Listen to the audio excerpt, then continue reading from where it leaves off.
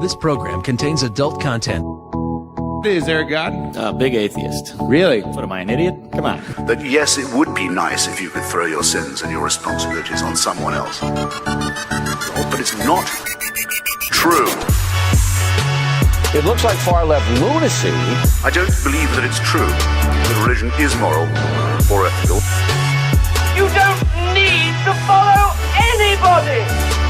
It's not human intelligence! If someone doesn't value logical consistency, what logical argument are you going to give them that will demonstrate that they should?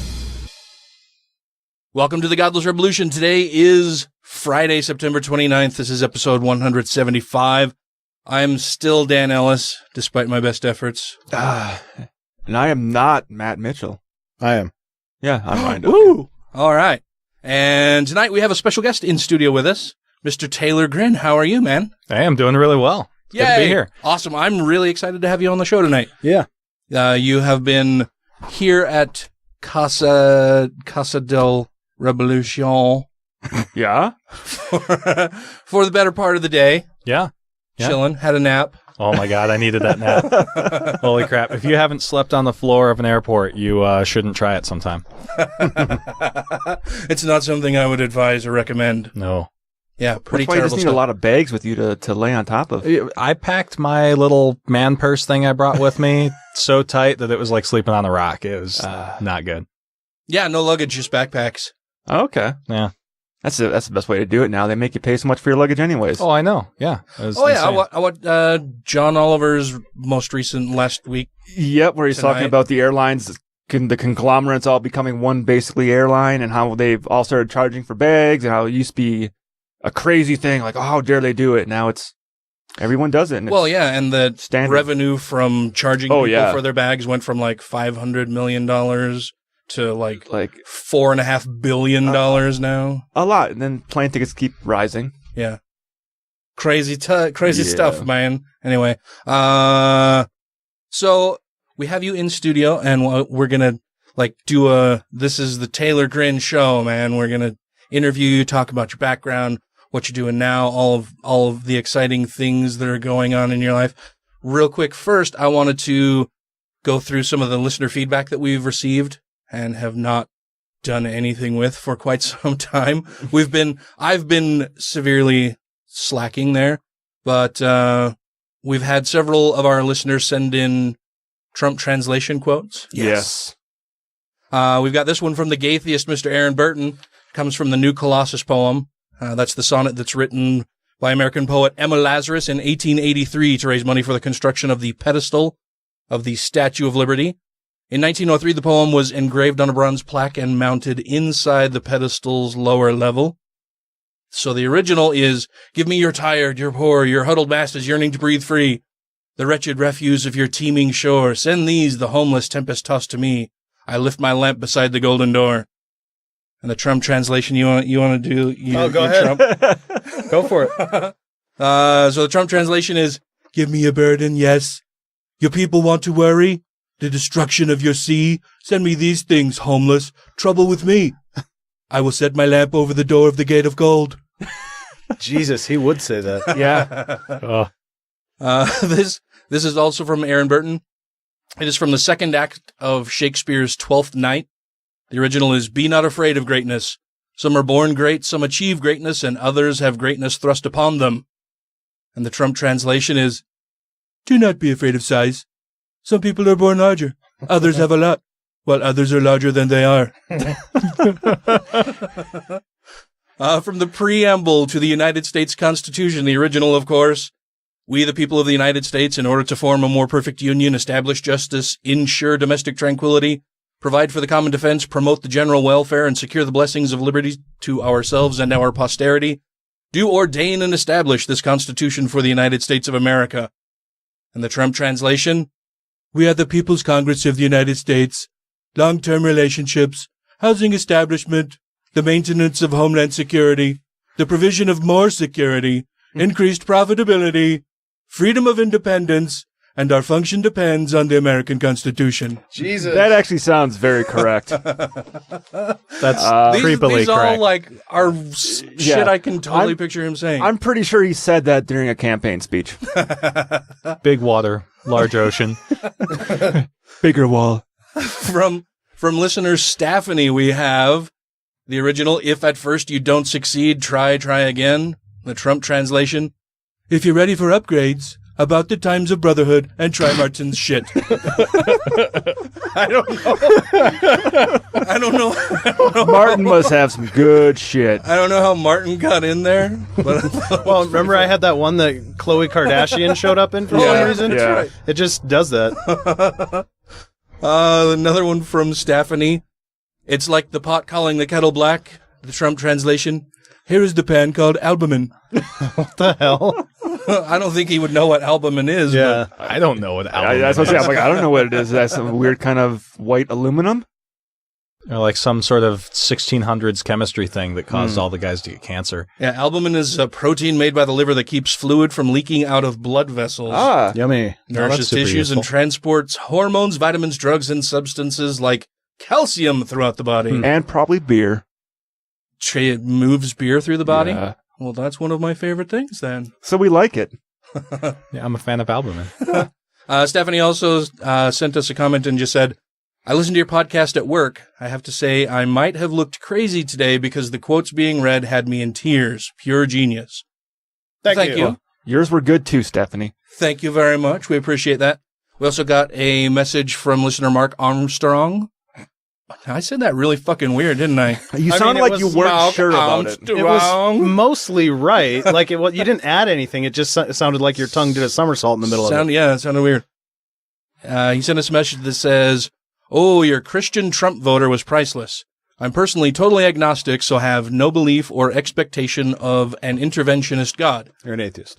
I have, for example, never sworn on a Bible or other book. Both my brothers are churchgoers, as is my mom, and my dad was a Mason.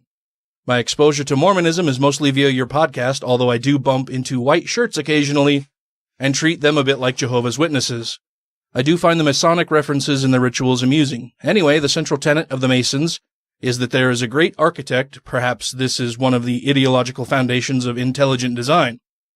According to my father, that's why there are Masons of many faiths, although most are white Christian males. As usual, enjoy the show, and yes, my children are all vaccinated, and I've also eaten lots of apple seeds in my life to no visible effect on my health. And, of course, the Purple Dragon, Mr. Grant Larimer, sent us in a few Trump quotes. Or, I'm sorry, just one. Actually, I think he sent us more. There should have been more. I got distracted while I was compiling this. It's probably in my other file. Fuck him, he can't have a t-shirt. Anyway, he also went with the part of the Colossus poem. Says, give me your tired, your poor, your huddled masses yearning to breathe free, the wretched refuse of your teeming shore. And the Trump translation is, give me a business, your job, your warmth crowd, and your coastal abuse. All of those immigrants just beating the shit out of the coast, I guess, once they get here. Yeah, I mean, it's an epidemic. It's called erosion. He would probably tell them, Trump would probably tell them all to pound sand anyway, so. Right? Good one. Anyone? No, sorry. I just thought it was funny that everyone sat there and didn't even. Sorry, man. I would give you a courtesy there. That's fine. I appreciate that very much. What did you guys do over the last week? I'm looking at your face. I know. Oh, my face? I made a pirate mustache. Uh-huh. So it's no longer a porn mustache. No, it's a pirate mustache. So I can get my windowless van now and not be worried about being marked as a pedophile. It's kind of a Guy Fawkes mustache. Someone else did say it too. I thought about taking the little soul patch, the flavor saver, and making it into a V. Yeah. To look more like a guy. And more of a point there, yeah. Yeah, we're coming up on that, aren't we? November 5th. Yeah. Oh. Is that why you did it? Or no? I just did it because I got yelled at a little bit by the fire chief for having it going down too low. And I realized I had enough to make it curl up. So I'm like, let's fucking do it. I've never done the old school 1800s bare fist boxer pirate mustache. Yeah. The fisticuffs. Yeah. So I did it. I like the little curls. Yeah. Adds a bit of flair. And people at work seem envious of it. No one else has decided to grow a mustache like this in the fire station. I guess I'm the first one. So they don't know if it's allowed or not. So you're a trendsetter from the 1800s? Yes.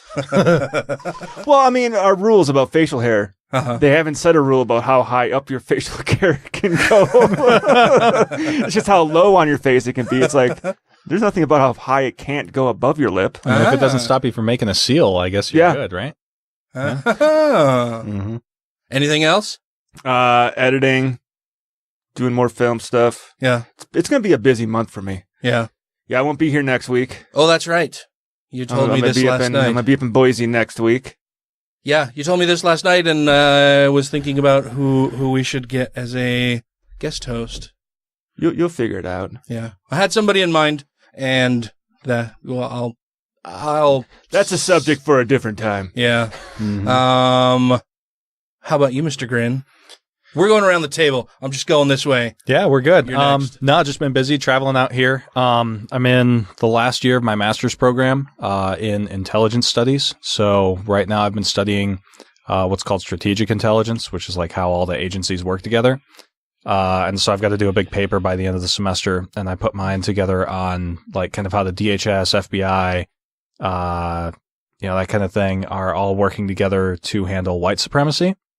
So putting together that research proposal has been kind of a bear because there's just not as much research on like white supremacy issues as there are like Islamic radical issues. Sure. So, or those uppity blacks. Oh my God.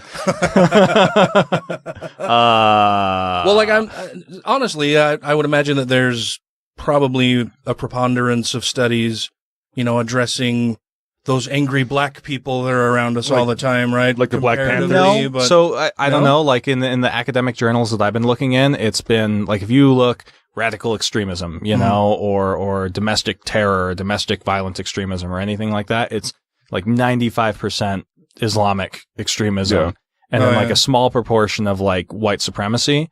But no, I mean I haven't seen literally anything as I'm. Well, that makes me happy. Yeah. I figured that would just exist. That was a thing I had in my mind. That obviously, because the government is shitty about these things, that's a thing that would happen. Yeah, no, that not to my experience. But I'm not like operational in that field. Like I don't work with the DHS, so like I don't know what they do in their offices. But like they just focus on kids making clocks as a science project. Oh God, I remember that. Yeah. Well, that's very positive. Like I said, I had this notion in my head that clearly this would be a thing because the government No, I mean, don't get me wrong, it still kind of sucks because like even though white supremacists commit half of the violent acts in America since 9/11, there's almost no focus put on them, so that sucks. But, because it's way easier to just stereotype and scapegoat, Muslims, right? Mm-hmm. But yeah, no, I haven't seen anything big that like is directed at the black community in the U.S. Oh, well, good. Yeah. I'm happy to hear that. How about you, Mr. Mitchell? Pretty uneventful. Yeah. Yeah. Oh, good. Next. Matt has about the most exciting life I've ever seen. I did stuff, and I was going to be sure to track what I did, and I didn't, so we'll skip me. I did stuff. I did the show. Had a bunch of other shit come up. Work was a fucking nightmare because people like to spring things on me at the last minute, apparently. Like, they'll make database changes without letting me, the DBA, know about it. And then when it comes time to make a release, we're going to be doing a new release of our software. They tell me at the last minute, oh yeah, I made some database changes that are going to fuck up everything else that you have to do. So now you get to work extra on Friday and you get to come in on Monday on your day off and do some work. So have a nice weekend. Yeah. Mm-hmm. Good luck, fucker. Yeah. Have fun with that, asshole.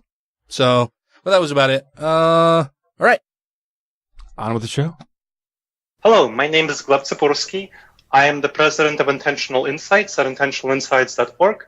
I'm a professor at The Ohio State University studying decision-making in politics and business.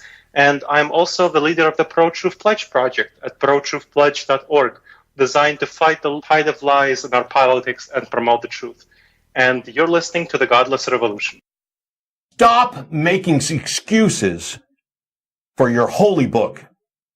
It is an abomination. It encourages abominations. And the more you sacrifice your humanity and your morality to make excuses and try to make it look like, well, God really wanted people to love each other, but they just wouldn't. So he wanted to nudge them in the right direction by saying you can own people, but just don't beat them too damn much.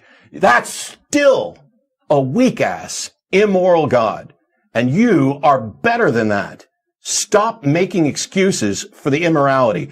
Take responsibility for your life and realize that even if a God tells you that you can own somebody, that God is a piece of shit.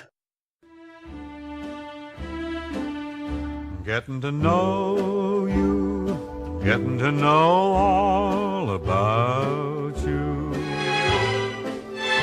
getting to like you, getting to hope you like me. All right, Taylor, I've been really excited to have you in the studio with us because you've been such a huge part of the show, like, for a long time, but not here with us, and you've never met, and... Yeah. and Ryan. Met. Yeah. Well, and I don't know that I've met you unless you were ever in St. George, like, at the same time I as met me. you at the American Atheists Convention 2 years ago. In Memphis? Yeah. Oh, no. Oh, my God. That was... I ran apologize. It was so eventful. He no, oh God, now I feel like an moment. asshole. No, I probably had like 2 hours of sleep that entire convention. So yeah. I know oh man, now I feel so like I ran into you it was in the hotel's little like the foyer breakfasty area. restaurant. No, it was their Okay. breakfasty restaurant. I think you were in there ordering some coffee and maybe a muffin or something. And you were in line right ahead of me and you turned around and said, "Are you Dan?" And I was like, "Oh, yeah, yeah." And you're like, "Oh, hi, I'm Taylor. I lived in southern Utah. I did this and that." And blah, blah, blah. I was like, "Oh, hey, great. Awesome." And we just chit-chatted a little bit, but... Well, now I feel like a total jerk. Now, I do know that the night before that, I had been up literally all night dancing with this person I had bumped into. Oh, yeah? So I had no sleep. So I apologize for not remembering. I don't think I remember anything of that day. So no worries at all. I'm so sorry. No, that's kind of funny because I figured, oh yeah, Taylor and I met the one time at the convention, and I just had in my mind that was certainly something that we both would remember. That's now funny. I feel like a massive dick. I kind of wish you would cut this part out. Oh, don't worry. We all realize Dan isn't as important as he you make me feel like I'm so sorry. Why are you like this? You make me feel terrible. No, actually, we've never met. I've never seen you before. You are a huge dick. No, honestly, we did. I'm like, now I'm confused. No, we did, Okay. but it was just like super brief, just like, "Hi, I'm Taylor. Hi, I'm Dan. How's the how you enjoying the convention? Fine, great. Oh, well, enjoy the rest of your day," kind of thing. Okay, well, It was nothing of consequence. It is of consequence, and now I feel like a dick. I hate to put something that's so hilariously funny to bed, but honestly, knowing Dan, he doesn't hold grudges of this type. Oh, no, at all. Like, it's not. No, not at all. I just thought it was kind of funny. No, well, I'm glad I met you. I'm glad I'm here, and I appreciate you letting me crash at your place. Well, I guess it is kind of weird because I figured. So later, when we were doing the show and you contacted us, I thought, oh, well, it's probably because I bumped into him at the convention and whatever. And so, yeah, that's kind of funny. I don't know. Well, I know that I've been listening to you for like years. Oh, yeah. And I've always loved your content.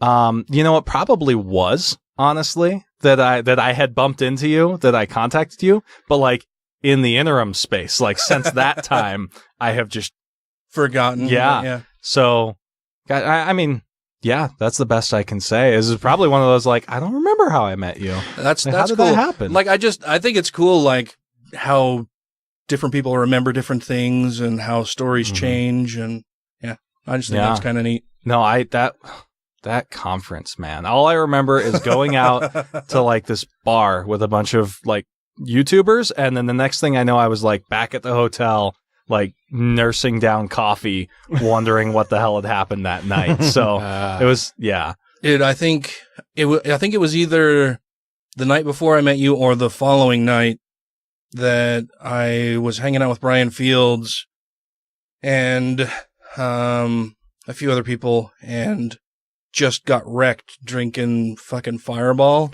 Was that when Aaron Rod yelled at you during his live podcast? I think that was, yeah. Yeah, Aaron got mad at me when he and Mark were recording the podcast in the house.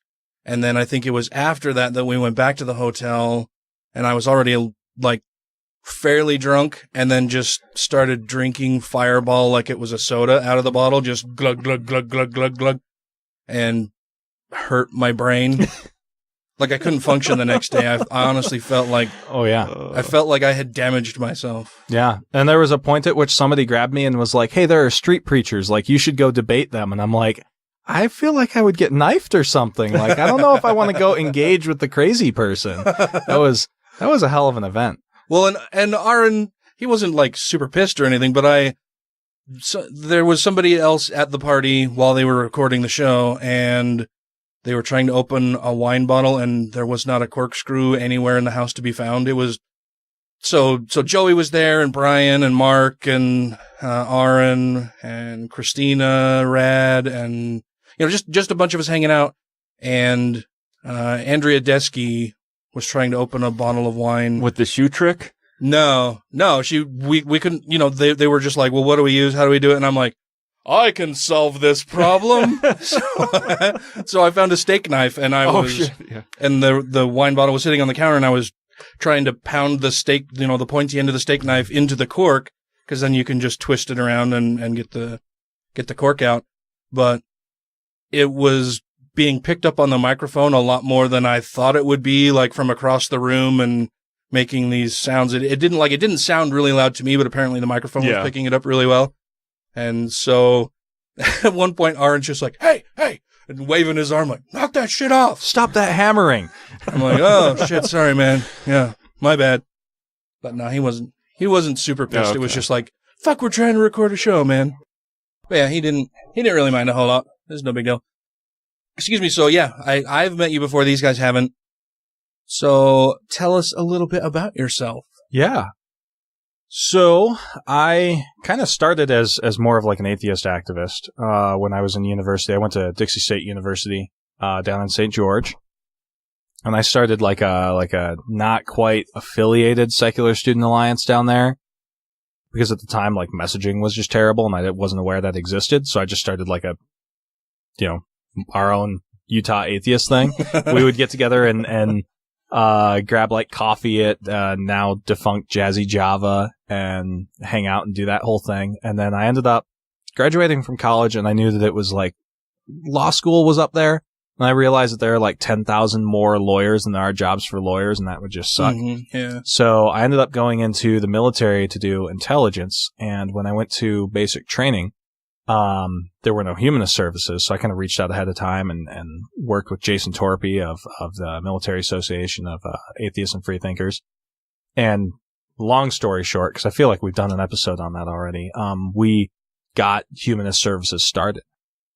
And in the interim years, I've done some intel stuff, mostly just research, a whole lot of research, and got into a master's program for intelligence studies.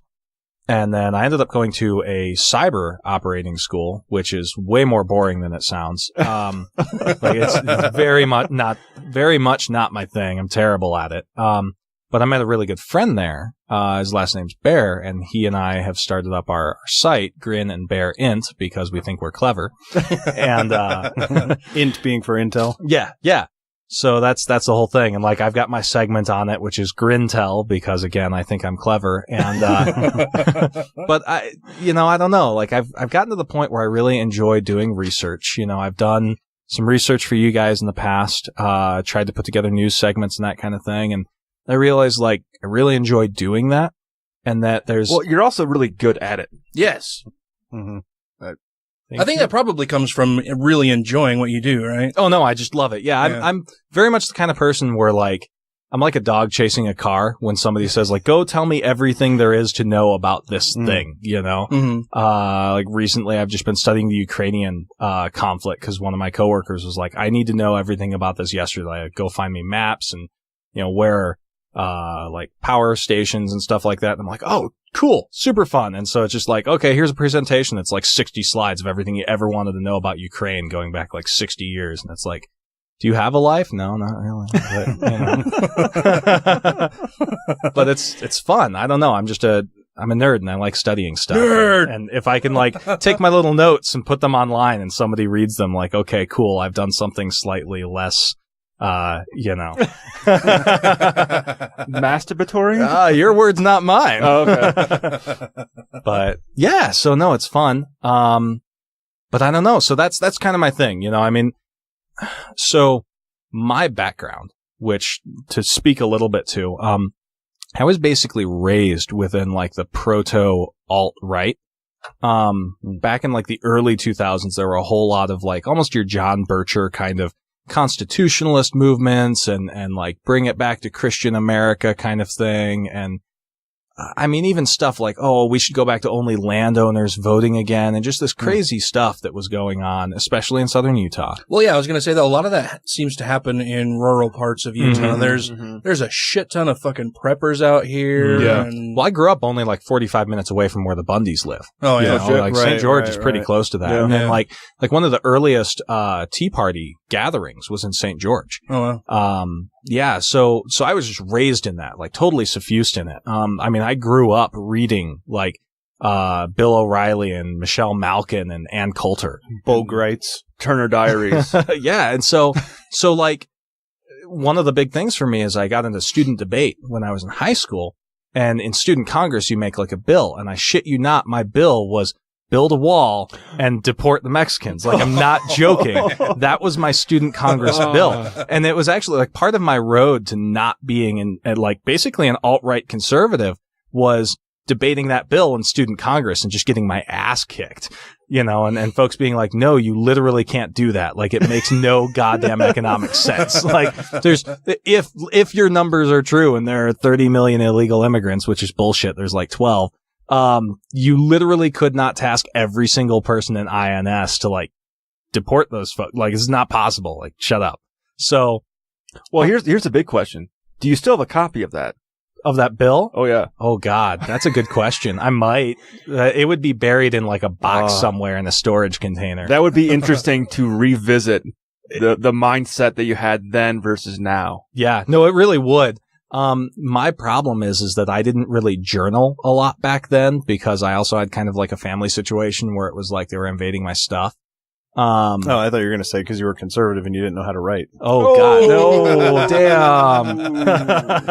No, I was more of the like Ben Shapiro, like pseudo-intellectual conservative. And then like people started calling me on my bullshit and my fallacious arguments, and I was like, oh, and you're right, I'm wrong. I'm going to go re-examine my beliefs now. So not at all like Ben Shapiro. Well, yeah, exactly. But yeah, so it was kind of a confluence of that. Bear, my partner, also was raised in kind of the same thing. His was more of like the Christian household, that like not quite homeschooled, but like very culturally isolated household. And so the two of us started looking at things like Charlottesville, especially. That was our inflection point. That was when we kind of reached out to each other. We saw each other's posts on social media and we were like, we should do something about this. And he was like, I've been working on an essay. And I was like, I've been working on an essay. And we kind of compared notes and we were like, we should start publishing this stuff. Yeah. So here we are. Like here I am anyway. He's in Texas. He's doing a lot of school right now. But yeah, so that's kind of where it comes from, is like, I have lived that life. Like when we covered the Clinton-Trump debate, the second one in October of last year. Oh God, like a year ago now. Yeah, there was a point at which I was like you called me a Trump whisperer. And I was like, well, yeah, because I know that blend of bullshit. Like I've heard those kinds of talking points before. I've made those talking points before. Back when you were a Trumpler. Back when I was, before like that was even a thing. Like I was a hipster Trump thing. Alt-righter. Wait, now I got a big question. Are we sure Trump didn't find your writings from? I mean, I was in high school and it's about that reading level. So yeah, I'm sure. Yeah. Maybe that's where maybe you gave him the idea to build the wall and to pour all the I'm sorry, everyone. That's my fault. That's you on bastard! me. That's on me. Was this videotaped while in high school? God, no. There was like before cell phones had cameras on them and stuff. No one would have done that. Well, people still had VHS camcorders. Not to a debate tournament? Not in school, yeah. There's some schools that record everything. Saying Trump could have gotten a hold of the video. You're fucking older than him, dude. Like, yeah, and I worked in a TV station at the school and recorded everything. Oh, I didn't know you were the AV club guy. I'm pretty sure you should delete those recordings. Just in case. It was TV9. Oh, TV9. Yeah, because we're on Channel 9. Well, isn't that adorable? It isn't. So you grew up in southern Utah. Were you born and raised in southern Utah? St. George area? No, so I was born on a military base in Japan. And we bounced all over the damn country. And then we lived in Vegas for a while, and my parents were converting to Mormonism, right? Well, they were in the process of converting from when I was in like preschool until I was like in third grade. And around that time period, they were like, well, we want to move out of, Vegas, which is evil, and into Utah, which has all the Mormons. And Get away from all those dirty I lost sinners. all my friends, and the school system went from being like in the top 5 in the country to one of the bottom 5 in the country. And I just got into trouble. Yeah, all the time. So, no, but I mean, I can say I was raised in Utah because like my real foundational years took place in St. George. I lived there from when, however old you are, in like 5th grade until I graduated from college. So, yeah. Throughout your formative years? Yeah, I would say so. Yeah. So, I mean, that's where it matters. Otherwise, I was just bouncing around all over the place. So, yeah. Yeah, but raised Utah Mormon. Not anymore. Well, so at what point, you were conservative growing up and into high school, and it sounds like even into early days of college, or no? A little bit. So there were a couple things for me. One, I got sent off to a really terrible military school that was like, most of the people who went to that military school were sent there because the choice was like or juvie by the judge. And so they had this like, it was in the deep south. So their church services were Baptist services. And if I have to hear Amazing Grace one more time. So they had this like off like area in like the kitchen or something like that where they would send like the handful of us who were not Baptist to like do our own thing. So I was in there, and it sounds like the setup to a joke, but it was literally with like a Muslim, a Jew, an Irish Catholic, and then me, like, and we would just hang out and talk to each other about our religions, right? And up until that point, like, I had some legitimate, like, proto-fascist views. I was like just a hair shy of racist and very much in the alt-right type mindset. Shy of racist? Just south of it. Race like not adjacent? Quite there. Because I don't know how you could hold those other political views and not be more than flirting with the line of racism. And maybe that I'm just trying to like, maybe I'm still really embarrassed about my past self. But it's that sort of, what's that like cultural relativistic argument that kind of goes around in the alt-right circles today where they're like, well, not all cultures are equal. And so we're really talking about that culture, is kind of the direction that was going. And it was like, I never had the thought that like, oh, like that race is like inferior, but it was very much like that culture doesn't seem to be successful, and then you get educated and you're like, oh shit, no, that culture is not successful because our culture has been stomping them into the ground for 150 years and they've never had a chance, right? But up until that point, I hadn't been exposed to those ideas.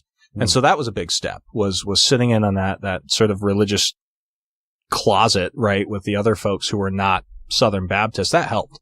It was actually after that I debated that build a wall bill. And so we lived in St. George, but a lot of the debate tournaments we would go to were in Las Vegas because I had so many more schools. And Las Vegas is a lot more diverse than St. George. So I would get people of every stripe just pounding me into the ground on that stupid bill. And that taught me a lot. But it was really going to college and studying philosophy. I took on philosophy as a minor when I was in university. I was going to SUU for a while. And I had this fantastic professor, Kirk Fitzpatrick, who spoke like ancient Greek and would just start reading out of like the last days of Socrates in Greek and then translate it and be like, what he actually means here is that. And he just challenged the shit out of me and made me go back and reassess a lot of the things that I thought about the world. And like we were talking about this in the car earlier, is that like, I don't know, there wasn't like a big inflection point. It was kind of like when you fall asleep, like you don't know when it happens. It just sort of suddenly like you're like, oh, I'm a different human now. And somewhere between like my freshman and sophomore year of college, like I just realized I was a completely different human with like almost the opposite views. And in very much like a Mark Twain kind of way, like getting out and seeing more of the world and talking to people who are not, you know, the small alt-right proto folks in St. George was the biggest part of that, was interacting with those people. So, yeah. I would say you don't have anything to be embarrassed about. I mean, not that you need validation from me, but I'm just saying that there's a huge difference between a stupid kid who doesn't know anything about the world holding, bad views that are based on the influences they've had around them, and then an adult who's doing the same thing and is completely unwilling to re-examine those views. Right. Well, and I mean, there's still like that aspect of, you know, it's funny, like you can't remember your password to the computer, but you'll sit up right in the middle of the night thinking about that one time that you said something stupid. Yeah. And it's very much that. Like, it's very much that sense of like, oh, I was such an idiot. But yeah, no, you're right. And I appreciate that because like, you're absolutely right. But it still drives me sometimes is that sense of like, oh, well, shit, how about the other kids who never had those experiences? Hi, this is Justin Schieber, formerly of the Reasonable Doubts podcast and currently of Real Atheology, and you are listening to The Godless Revolution. You are so beautiful. Oh, thank you. Where's that bracelet I got you? Oh, which bracelet? The one with the little engraving. Oh, the What Would Jesus Do? Oh, it was a nice one. Yeah, it is nice. I got dressed really fast, so I didn't remember to put it on. You know what Jesus would do? What? I think he would wear the bracelet. You think Jesus would wear a bracelet that says, "What would Jesus do"? Well, he would if his mother-in-law got it for him. Wouldn't it say, "What would I do"? And wouldn't he know? You and the Godless Revolution will be reassimilated in 3, 2, 1. So how do you, I don't know, you would think that with all of the new ways in which people are able to communicate with each other, that we would see then less of that kind of thing, right? That we would see less of the proto-fascists or quite the opposite or whatever. But yeah, we're not. And so why is that, do you think? I read this article recently, about what are called deliberative enclaves, which is basically to say that people will kind of concentrate themselves with other like-minded individuals. And because of how flat the internet is, and it's really easy for anybody to go find anything that they want to like read or listen to or talk to, right? So if you're a neo-Nazi, it's really easy for you to go find other neo-Nazis online. It's really easy for you to stop interacting with anyone else. So rather than diversifying your views and seeing more, the openness and ease of the internet have actually enabled people to like cloister themselves. Like, I mean, let's say that 1 out of every million Americans is like a neo-Nazi or has those tendencies, right? They'd almost never bump into each other in the real world, but suddenly you make it so that you can communicate anywhere, anytime. Now you can find all of them. Mm-hmm. Right? So that allows you to cloister yourself intellectually in a way that wasn't possible before. Not only that, it kind of creates this feeling for them that so many more people hold this view than actually do. That that's why I think some of this boldness that we see from, Spencer and his cronies. I mean, of course, led by the White House, but when you're only on the comment section of Breitbart, you feel like the whole world agrees with you. Yeah. Oh, absolutely. Well, and there's this thing, I know there's like a real name for it, but there's a couple of writers at crack.com who just produce fantastic work. John Cheese and David Wong in particular. I think it was David Wong who published this article a while back called The Monkey Sphere. And he was talking about research that showed that human beings can only really keep track of about 150 like names, faces at a given time. And like we literally just have a hard limit of like memory space for that, right? So if all the individuals that you're interacting with, like, and that's not just like my mom and my aunt, and that kind of thing, but like the public figures that you're keeping track of, right? Your heroes and that kind of thing. If all of those individuals are of the same mindset, that's going to significantly color like the way that you perceive the entire social world. And that's just a human limitation.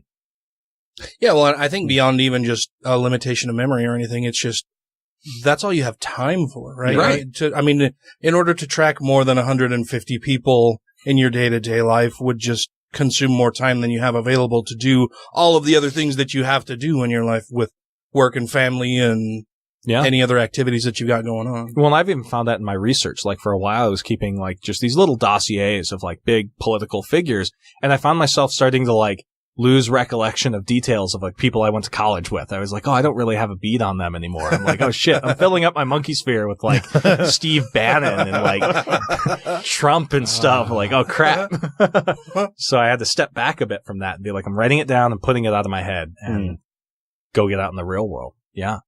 So how does one study things like that without necessarily being attracted to that particular subject?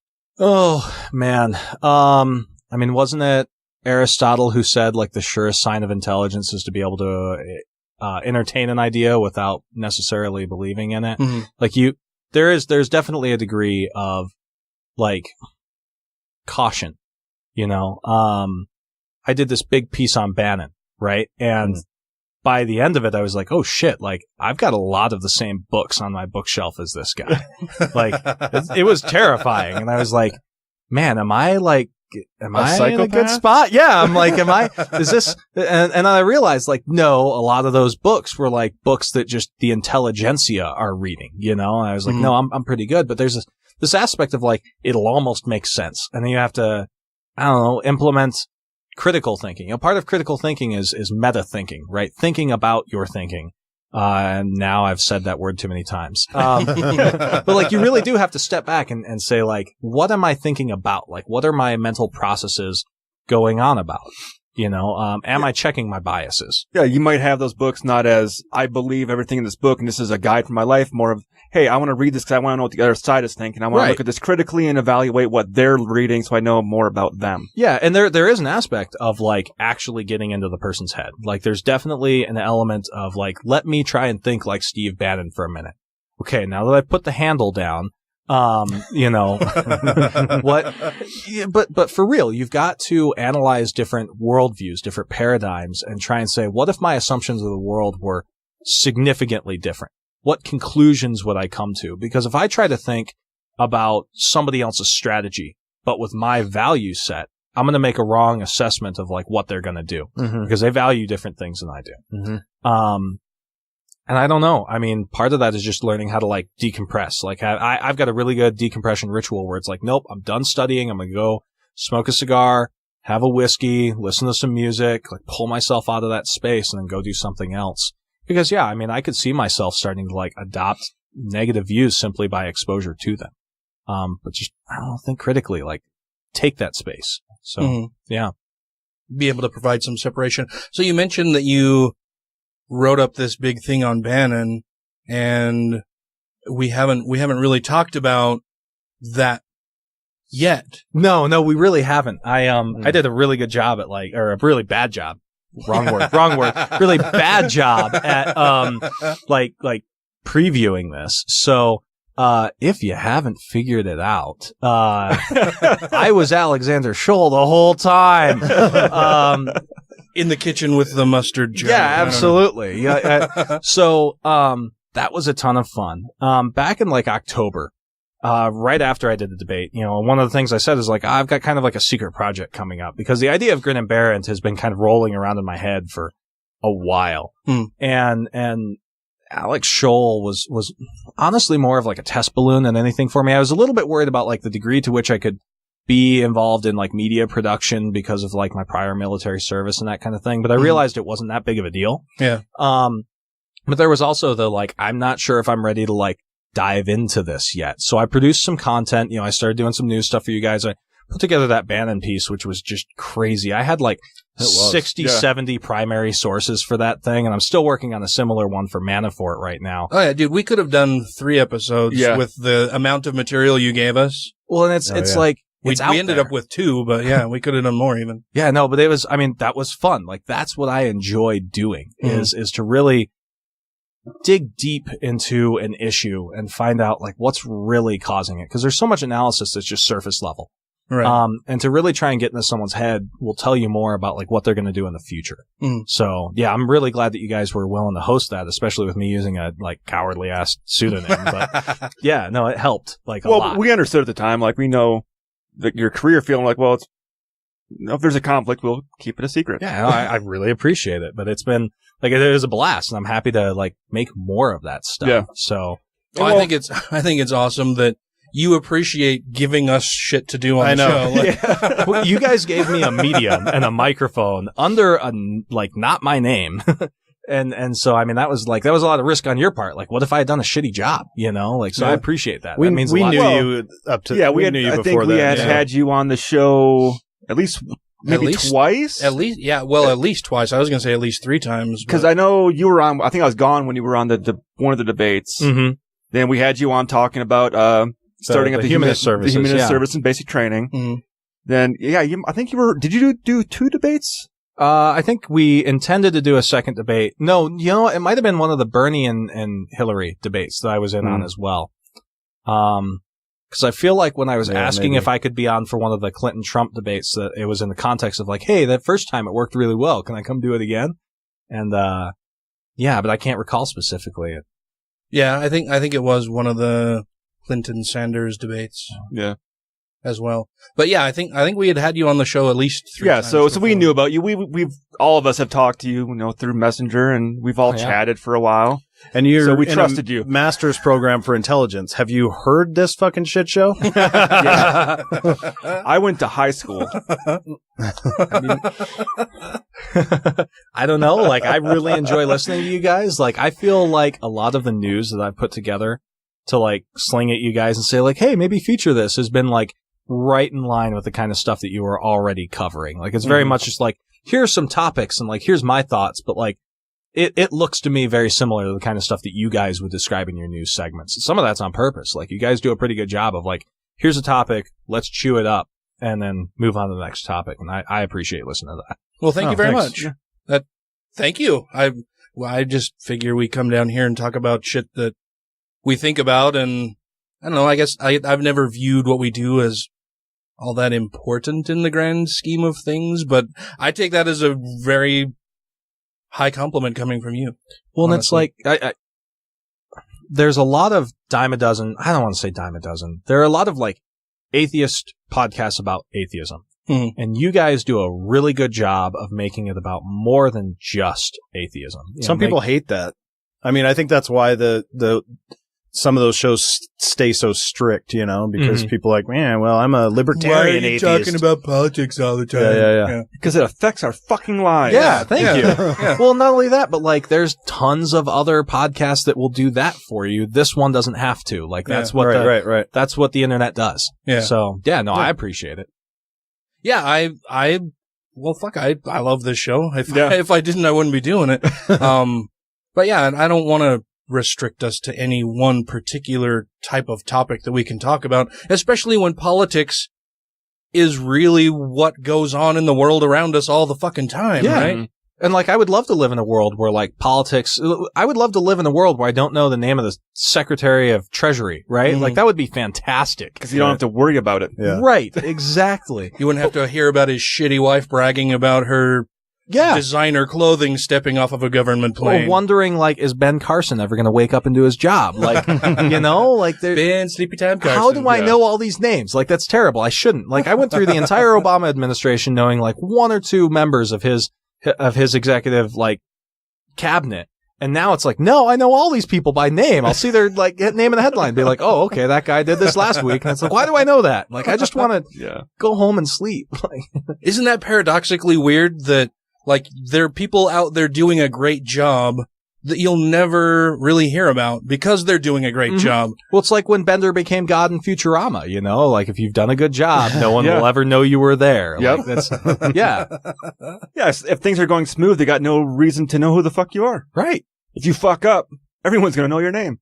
Precisely. Because you're attached to it. Yeah. And I would love to go back to that, but it's not going to happen. And in the meantime, we need to, like, try and make that happen. So since we just said that this isn't really an atheist show, let's talk about religion some more, shall we? Well, we didn't say it wasn't an atheist show. Well, right. Not exclusively, anyway. But now, let's go back to you growing up as a young Mormon. Were you all in? Were you a true believing Mormon young man? No. So my parents converted when I was young. young enough that I remember waking up in the mornings and smelling my mom brewing coffee. And like just how happy I was every morning, just like that smell, kind of carrying Smells across like the whole home, house. yeah. And then I remember like when it stopped, right? Home sucked. Yeah. And I remember when like, cause moves seemed to punctuate like when they would get more and more religious, like we lived in Wisconsin for a while. Hey, high five. Yeah, right. Portage. And like I was extremely young. I don't remember anything. Make a toast with cheese or something over there. Yeah, it's called grilled cheese. Get some tomato soup up in here. Toast with cheese. Nice. Clink. No, but then like we went to like Michigan, and then suddenly it was like, oh, we're going to church every weekend, and we go to Vegas, and it's like, oh, well now, I can only have Mormon friends, and it just like kept getting incrementally like more Mormon. And the entire time I was getting bullied by the like other peers. Peers is the word. Yeah. And like they were pushing like more and more of the like Mormon doctrine. Like we had these, like it was like the Old Testament, like comic book kind of thing where it was like the different verses with illustrations. And like, I remember when they wouldn't let me watch the old Tim Burton Batman movies anymore because they were too dark, and I had to like sneak out on the cover of night with my dad. One of the really cool things he did for me when I was growing up is he was like, we're going to go watch Nightmare Before Christmas, because you won't shut up about it. But you're not going to tell your mom that that's what we went out and did, and that was awesome. But then like those moments went away, and then for me, it was a huge deal when I got my baptism, right? And the confirmation, because, up until that point, I had already been really skeptical, mostly because of like shit that didn't make sense, like the flood, right? I remember being in an airport. I think we were flying to Vegas, and, I asked my dad like, oh, well, maybe the asteroid that killed the dinosaurs actually brought the dinosaur skeletons to Earth, and that's why we have those instead of the flood. And even then, my dad was like, I don't know, that seems kind of like bullshit. And I'm like, okay, all right. I'm going to keep reading my National Geographics then. Trying to help you out here, Dad. Come on. Yeah. So anyway, yeah, I was doing my baptism confirmation thing, and that's like for you non-Mormons out there. They do like this blessing. Where like a whole bunch of old dudes put their hands on your head and say a prayer, and it's super creepy. Yeah, totally not pedophiles. Right. No. Yeah. And so it's this whole like, confirmation to go along with the baptism. And I remember praying like in my own head, thinking like, okay, God, like if you want me to be like on your team, like, can you show me anything? Like, can I get anything resembling like a sign, a voice, some evidence, something? Nothing. I just felt nothing. And so at that point I was like, all right, well, I'm more on the no side than the yes side. But the thing is like, I didn't have a concept of atheism. Like one of the things I learned about in philosophy is that a lot of times cultures can't understand a concept without having a word for it. Like there was a time before civilization had the concept for zero, right? Like it's hard to imagine now, but like there was a time when people couldn't comprehend nothing of a thing, right? And so that was me with atheism, like that there was a possibility that there was no God. Like it was like zero for an ancient Babylonian for me, right?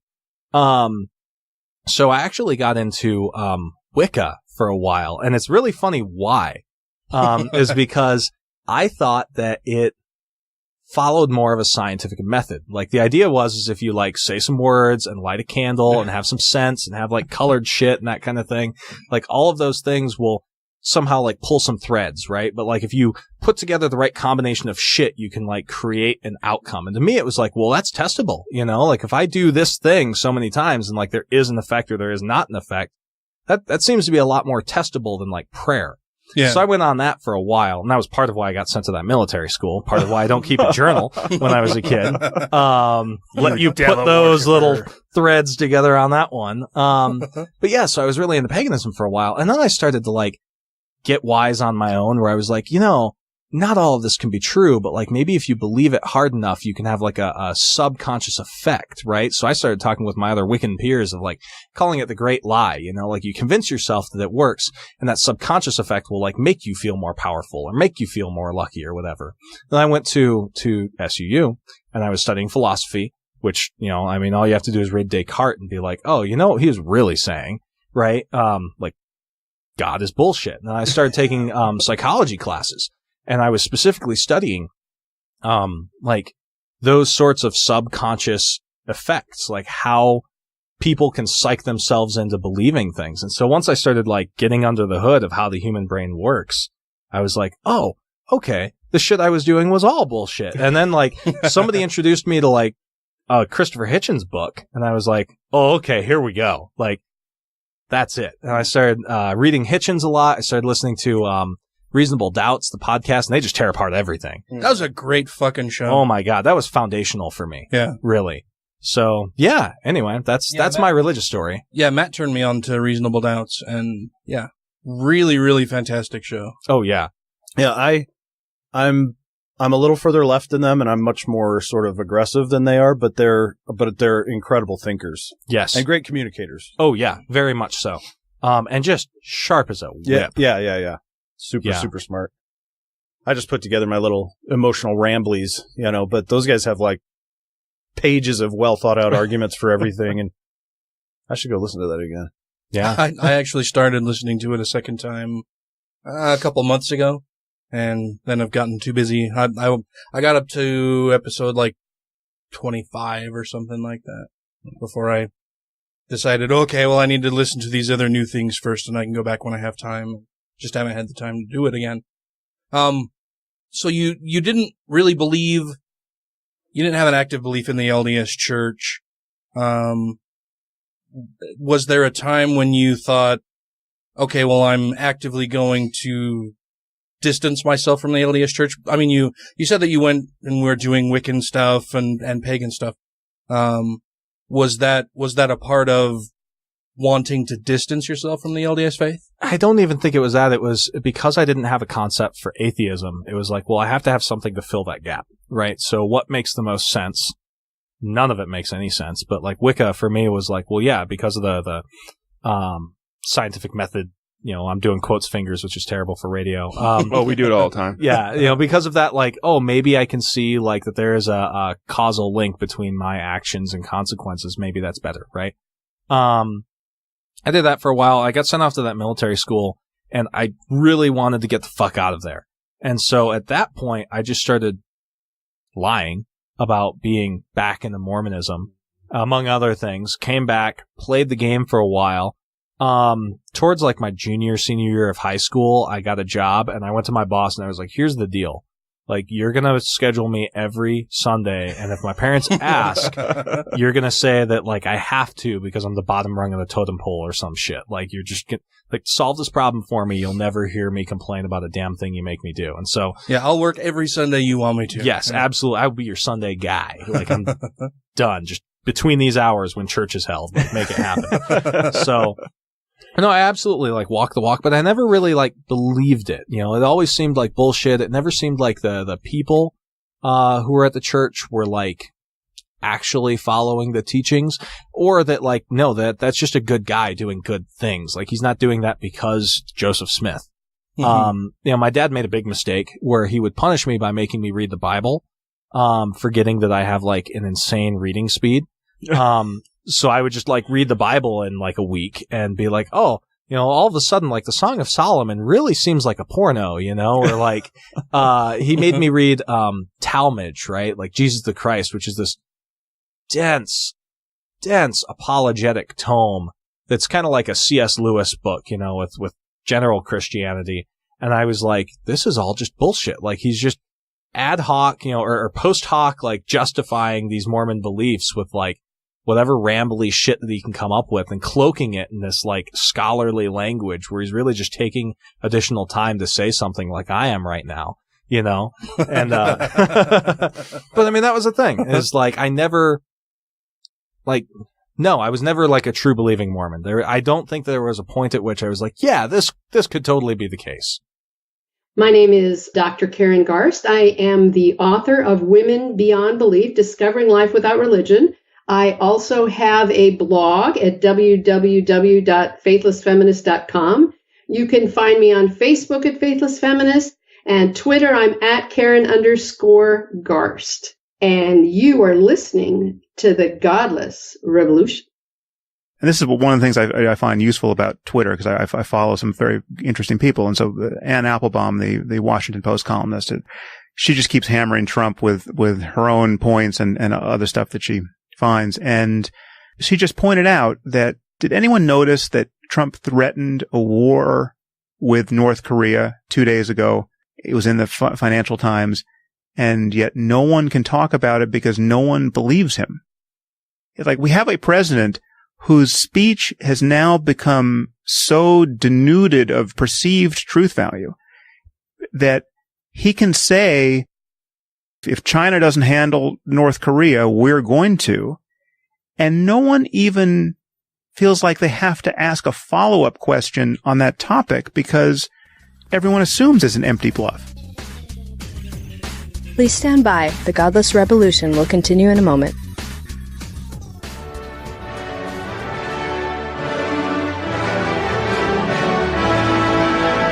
Here follows a public service announcement for the Two Skeptical Chaps podcast. Greetings, Americans.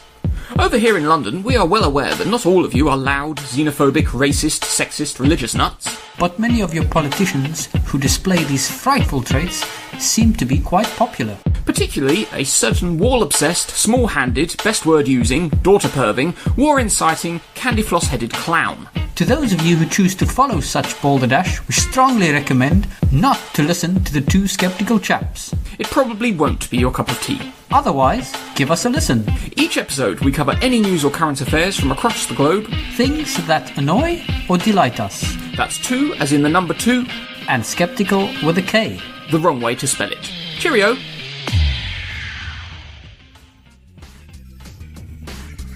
Thanks for listening. Now back to the show. Do you have any siblings? I do. I've got 2 younger brothers. They're like 5 and 7 years younger than me. One of them is like a doesn't give a fuck Ostic. And then honestly, they're both kind of that way. They're both like super soft humanists. Like they're like, yeah, okay, sure. Like there is no God and like this is probably a good philosophy, but I'm just going to live my life, you know? And growing up, like they played the game, but I was taking all of the flack. So like they never really had to do anything like for my folks to be like, oh, okay, like you guys are cool. They were just like, oh, we'll show up to church on time. We're good to go. Like right? at least those two aren't devil worshippers. Well, yeah. So, I mean, I don't know. Like they're doing good for themselves. Yeah. Hunter does, voice acting. Colin does, he's a military cop. So they're awesome guys. They're going to be living with me in like a year, when they start going to my university. So yeah. Oh, wow. I don't know if I'd say military cop is doing good for yourself. Well, he really enjoys like training with checking guns. Checking IDs, I was going to say. Yeah, well, also that. Yeah, hoping that the Australians are there too is a big thing for him. But cuz they're just fun apparently. But yeah. Oh yeah, we had Australian medics and they were crazy. They just rip it up. Yeah, from what I hear. Yeah, they're fun. Yeah. So do mom and dad know that you're an out atheist? Did you ever have a conversation with them about it? Oh yeah. It's one of those things that's like not off talked about type thing because they actually left the Mormon church. They're still like, so my dad is like that non-denominational, like super right leaning Christian, like just ambiguously Christian. Loves Trump. Yeah. Yes. I'm sorry. I know. It is what it is. My mom is just like go with the flow. Like, it's just a non-issue for her. She's like maybe ambiguously Christian. I haven't really asked her in like 10 years. Well, so you said that they converted to Mormonism when you were young. What were they before, or were they anything before? My mom grew up Baptist and my dad grew up Catholic. My mom was raised in Flint and my dad was raised in Chicago, the South Side. So he's Polish Catholic and she was Southern Baptist raised in Michigan. So I don't know how the hell that happened. Yeah, I was going to say, how does... like they would fight more than get along with each other. Well, yeah, and that's the thing, is like, they both joined the military to get the hell out of where they were, right? Like, that was their thing, is like, the only way I'm ever going to escape from this place is to join the military. They met there. And then they had, like, a wingman who was Mormon, and they were like, that seems cool, and that way we aren't raising our kids with 2 religions their whole lives. So, sure, this'll raise them up, to be good religious kids, and clearly that worked. Okay. Yeah. Huh. Yeah, I was thinking maybe the LDS missionaries had visited them and convinced them or whatever. No, it's just one of their buddies in Japan on the airbase. Huh. Yeah. He chose to be a missionary on his own while in the military. Pretty much, yeah. Every saint a proselytizer or whatever that is. Yeah, every Mormon a missionary. So, whatevs. Yeah. I don't know. They do them at this point. Like, there's a lot of past stuff that I could be upset with them about, but now it's like, it's in the past. You can't change it. Pretty much. Yeah. So when you had the conversation with them, how did that come about? I think I left so in 2009, the economy crashed and, I had to drop out of SUU and I moved up to Montana for a while when my dad was staying. And I was just working 3 jobs to just save up money to go back to school. And at the time, the iPod Touch had just come out. I'm getting to answer your question, I promise. And so it was like, oh my God, this is like a computer I can put in my pocket. It's so cool. And I discovered podcasts and I discovered not Godless Revolution, sorry. Reasonable Doubts, right? And I started listening to that because I was working as a night shift guy at a hotel. Got to fill the time somehow, right? Mm-hmm. So I started listening to that, reading Christopher Hitchens. And I think I left a Hitchens book on my desk. My folks are like, what the hell is this? And I'm like, I don't know, Christopher Hitchens. God is not great. I mean, is he? And, and it was one of those things where they were like, well, you're an adult, so you do you. That's one thing. I had a very restricted adolescent upbringing, exceptionally restricted adolescent upbringing, but to their merit, the day I turned 18, they were like, you're an adult, you do you. We're not going to try and stop you from doing you. We're not going to hold anything over your head. They have not been emotionally manipulative the way that some parents continue to be. Particularly within children. The LDS faith. Yeah, they have not done that, which is fantastic. So they were like, all right, well, we don't like it, but you do you. And I don't really bother them about it. I don't see the need to deconvert them because I don't know, they don't proselytize. It's not like they're adding more people to religion. It doesn't help me any to do so. So I just do me. It was a little upsetting when it's kind of helped start humanist services for Air Force basic training. I think 20,000 people have been to that now over the last 4 years. That's kind of cool. And they're like, we don't like it. Okay, sure. Well, I'm very proud of you for doing that. I appreciate that. Awesome. Thanks. I feel like my daddy issues have been solved. No, seriously, thank you. I didn't like the fact that when I went through basic, it was a choice of either mop floors or go to church. Right. And that's actually the point I brought up to Jason Torpy when I wrote him was I don't want this to happen to me. He's like, we have been waiting for someone to say that. Please do that.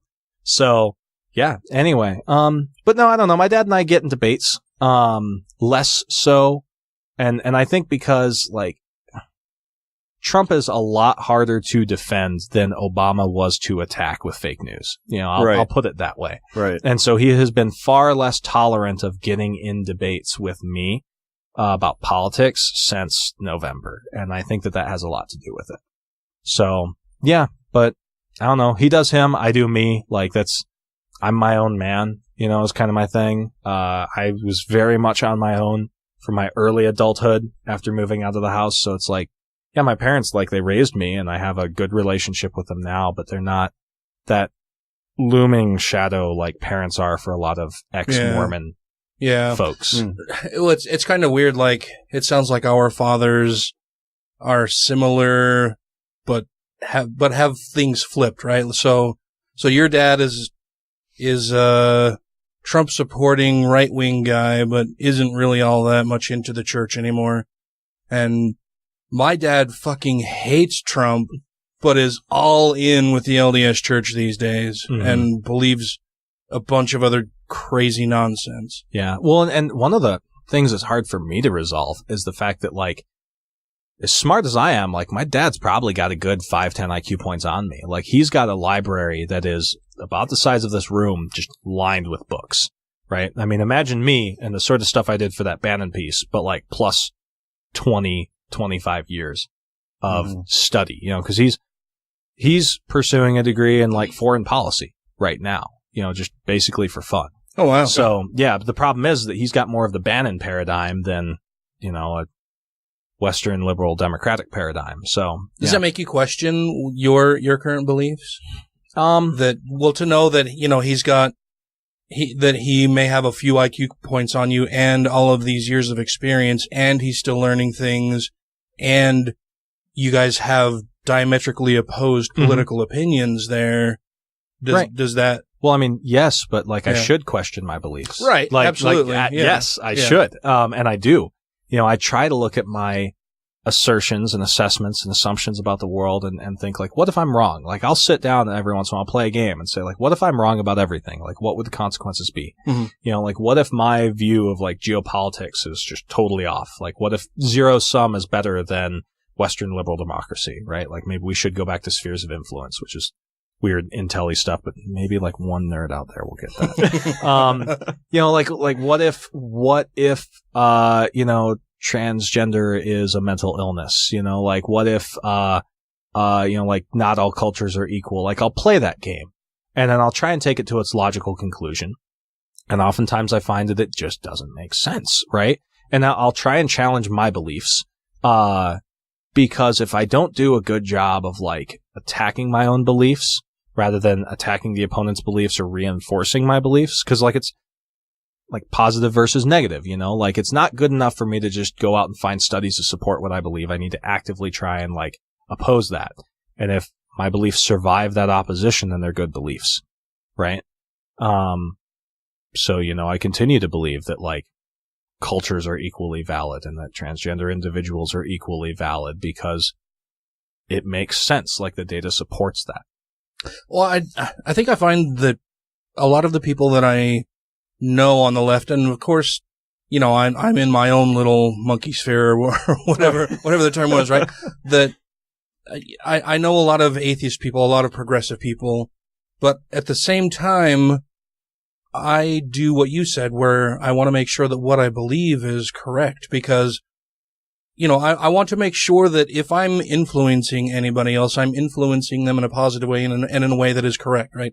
I don't want to be spouting and spreading false information to a bunch of people. I don't want my personal beliefs to be something that are not correct. I want to make sure that what I believe and think is the least wrong thing that's available, right? Well, and that comes from, so I did journalism in college, right? And then I did intelligence with the military. And to draw like a completely, like this can't possibly be me hypothetical, right? Because it's going to be like a military type scenario. I'm not in the Marines, right? But like, let's say that I was a Marine intelligence guy, right? And my whole thing was to determine whether or not like the Chinese are stocking up ships to like invade this shore, right? If I make a wrong assessment, people die, right? So I have to like know how they think. I have to know how I think. I have to know what policy looks like. And if I don't attack my own beliefs and challenge them in order to get the most accurate view of what could be happening, people could die, right? Or, you know, political situation could happen like that. There are real world consequences. You know, when I was working in journalism, like if I don't dig into the right issues and try and get everybody's side of the story, you know, like let's take a hypothetical, like guy gets accused of like having sex with one of his students, right? Like if you get that story wrong, that man's entire life is ruined. Yeah. So you have to do diligence. Do diligence. You do. I was going to say the same thing. So, I mean, like, that's important. And I don't know, like, that's one of the things that Bear and I are hoping that the site will help to do. I've been putting out a few articles, so is he, on like what investigatory journalism might look like, or what good logical processes look like, what good sources look like, because, you know, dear listener, like it's really important to vet your sources. It's really important to read something that doesn't agree with you and read it critically. Like the sign of intelligent man is entertaining a thought without believing it. Go entertain some thoughts that like you're not comfortable with. Like go do that thing. That's my soapbox, is challenge yourself and be comfortable with challenging yourself. Yeah. So what's the goal of the website? Right now, what we want to do is make it easier to access all of the crazy shit that's going on. Cause there's just so much news. Like for a while, I was losing my mind refreshing like Reddit Rising politics and Washington Post and Twitter, just trying to keep track of everything. And it was driving me insane. And I know that most people aren't news junkies like me, but most people have like this, I kind of want to know what's going on. And so a big part of our site is to be able to put together that what's going on. Like, here you go. This is some stuff. Here's like, I don't want to call it training wheels because like I think better of my audience, you know, like it's here. This is easy for you. Like go read this stuff. This is all you have to do. Go back to playing some video games, relax, because like you're being stressed out. There was a great article about this. I think it was like the Atlantic and New York Times, where it was like, your being stressed out does not help anyone, right? Like your being anxious and freaking out about the administration does not make things better. It just makes you stressed out. So stay up to date and then live your life, right? And be ready to get on the phone and call a senator or representative when like crazy shit happens. But otherwise live your life. And hopefully by producing this kind of news content, I can make it easier for people to like read some important shit going on and then go back to their life. And then the other thing is that we also do analysis and commentary. Commentary.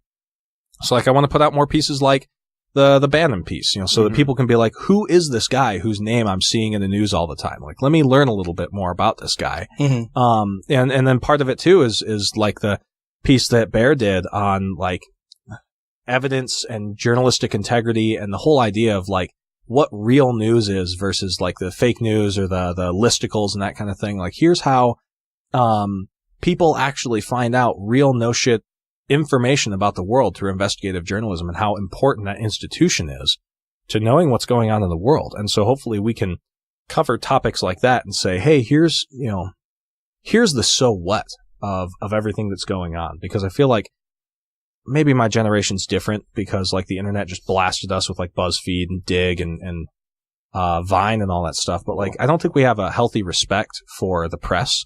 And I think that some of that will help. Well, I think even the adults are falling into that because when you watch, there's a CNN poll where they had the people that were actually sitting on there and they're asking them, well, where'd you hear this information? Where'd you get your information from? Oh, Facebook. I read it on Facebook. It's like, well, what on Facebook? Like, who was linking that article? Like, where did that article come from? When people say, I read that on Facebook, my immediate question is like, well, where though? Yeah. And why is it credible? Yeah, exactly. So that's the hope. And like, I'm going to be completely honest. A lot of this is like, we're trying to figure out the best way to make our voices help, right? We know we're good at analysis. We know that we're good at finding like the important stuff, and that's going to grow over time. So in the meantime, I'm happy to be doing it. Like, I'm happy to be providing content and letting the analysis that I already naturally do go somewhere. And so if you read the site and you're like, hey, I would really like to know about this guy, or like, what are your thoughts on like this subject or that subject, or can you start rolling up news about like Southeast Asia, you know, like, okay, sure. Like, let me know. And I'm more than happy to like make my brain useful for something more than just playing video games, you know, or browsing through the news for hours on end, pissing off the girlfriend unit because like, would you just go to bed? Nothing is that important. Well, I don't understand why you're doing any of this. I mean, you're a millennial. Clearly you don't really give a fuck about the world around you. You're just here to take. You think you're a special little snowflake. The world is your oyster, right? Why would you be doing this as a millennial? I know what you're trying to do. No, honestly, like, Dan's the only not millennial here, technically. Yeah, I'm a Gen Xer. Oh, okay. Yeah. Okay. So part of when I was deep diving into Bannon's brain, I read this book called Generations, and it's a book that he takes as like gospel. And the idea that the authors put forward Dude, a lot of the shit he takes as gospel is fucking terrifying. Yes, it is. Yeah. And this is one of the few things that it's like, a lot of scholars are like, there's not really a way to prove this, right? So like, that's my caveat. Like, the book I'm about to talk about, not necessarily respected within the community, right? But in terms of thinking about the idea, right? Which is also important. Like, that's part of challenging a belief is like, let's entertain this idea without necessarily accepting it, right? So part of what the book posits is that there's a cyclical sort of overarching, I don't want to say personality type, but like general personality type of generations, right? And then that rotates over time. So if we go back to the greatest generation, like, they had to rise up and fight this major conflict, right? And then you had the silent generation, and they were just sort of in the shadow of that. So while the greatest generation was like making change, they were just sort of forgotten. And you get the boomers, who were what he would call like a cultural or spiritual revival generation, and they looked at all the secular, civil advancements that were made by the greatest generation and said, well, what about our spirits though? and so then you get like Vietnam and you know, the 70s and the 60s and all that shit. Then you get Gen X, right? And they're another one of those like, oh, well, the previous generation was so loud that we just sort of fall in the shadow of that. Well, if you rotate around, because it goes in groupings of 4, millennials would be the equivalent of like that greatest generation with like a big conflict and a big mess to clean up. And that's what those folks who wrote that book, Generations, predicted in like the late 80s. They were like, something big is going to happen in like the 2000 teens, and the millennials are going to have to like clean up the fucking mess, just like the greatest generation did. And that's one of those things where it's like, is a broken clock like right twice a day? Were they totally crazy? Like, do they have something here? Because I'm not a historian. Like, I can't make that assessment. But I think there's a bucket of shit that's getting ready to spill right now. Right, absolutely. And the thing is that like Bannon genuinely believes that like, yes, that is true, and that the millennials are going to basically be like a new Christian nationalist generation. Which is what he wants it to be. Right, and that is and he's projecting that, right? Yeah. And on the other hand, like for me, I kind of see it as like, regardless of whether or not that book is right, shit is whack, right? Like, somebody does need to pick up the pieces. And the boomers are what got us into this problem in the first place. And for some reason, Gen X has just not been able to like take the reins, right? So for me, it's like I could sit around and wait. And like, I'm not saying like you, cause like you're running a podcast, Dan, like you are taking the reins. But like in general, like Gen X has not done a great job of like stepping in under the boomers. Like the boomers aren't gonna like, they'll die and you'll have to rip it from their hands. Well, and to be fair, being raised by boomers is bullshit because they're the ones that saddled Gen X with that late, like, God damn it. So, at some point we got into this generation naming business, right? And it, with the old timers, it started, you just mentioned the greatest generation, the silent generation, the baby boomers, maybe not quite as, complimentary, but it's just a fact about what happened. There was a baby boom right after World War II, right? Right. And then the boomers got old enough to start naming their kids and grandkids, and they have no fucking idea what they're doing even with that. Yeah. So then they start, Gen X, you guys are lazy, you guys can't do millennials, you guys are selfish and entitled, and no, that's not how the naming game goes. Right. You're raising these people. Yeah. Stop fucking treating them like they're assholes right from the beginning, you selfish fucking bastards. I remember for a while there was like, well, this next generation is going to be Generation Y. So you just keep asking, why? Why? Oh my God. They're like, you guys are so ironic. It's like, we can't like stand that for was a anything. good song. Yeah. What? How ironic? Oh. Just a bit, don't you think? Song. Oh, I like it. 10,000 spoons. All I needed was a knife. Yeah. I think the Gen Xers get drowned out because of the boomers still. I mean, they are just by sheer number. It is a smaller group. Yeah. Mm-hmm. Just their sheer number, we can't be loud enough to drown out these fuckers that have really screwed things up. Right. You can't. Yeah. You don't have the numbers. Yeah. You just don't. Yeah. So the millennials will have to be the ones to either step up and do something or not. I mean, well, and I think the other part of the Gen X thing is we're drowned out and there's a lot of fucking apathy. Like my generation, a ton of fucking apathy. Oh yeah. I'm very, very encouraged by the millennial generation who is loud and active and seeks social justice and can see how fucked up things are and that it needs to be fixed and is finally starting to turn the narrative and or create a narrative and turn the tide on the fucking boomers who have been shitting on them this whole time.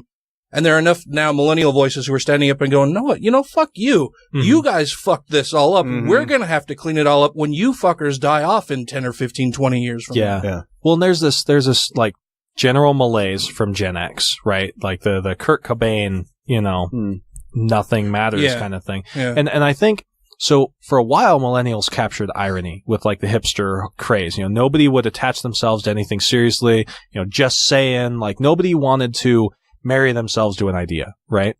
And I feel, I hope this isn't just bias on my part that I'm projecting, but I feel as though we're starting to move toward this overall feeling of genuinity and like giving a shit. Like I think that we have not given a shit for so long that now it's like, you know what?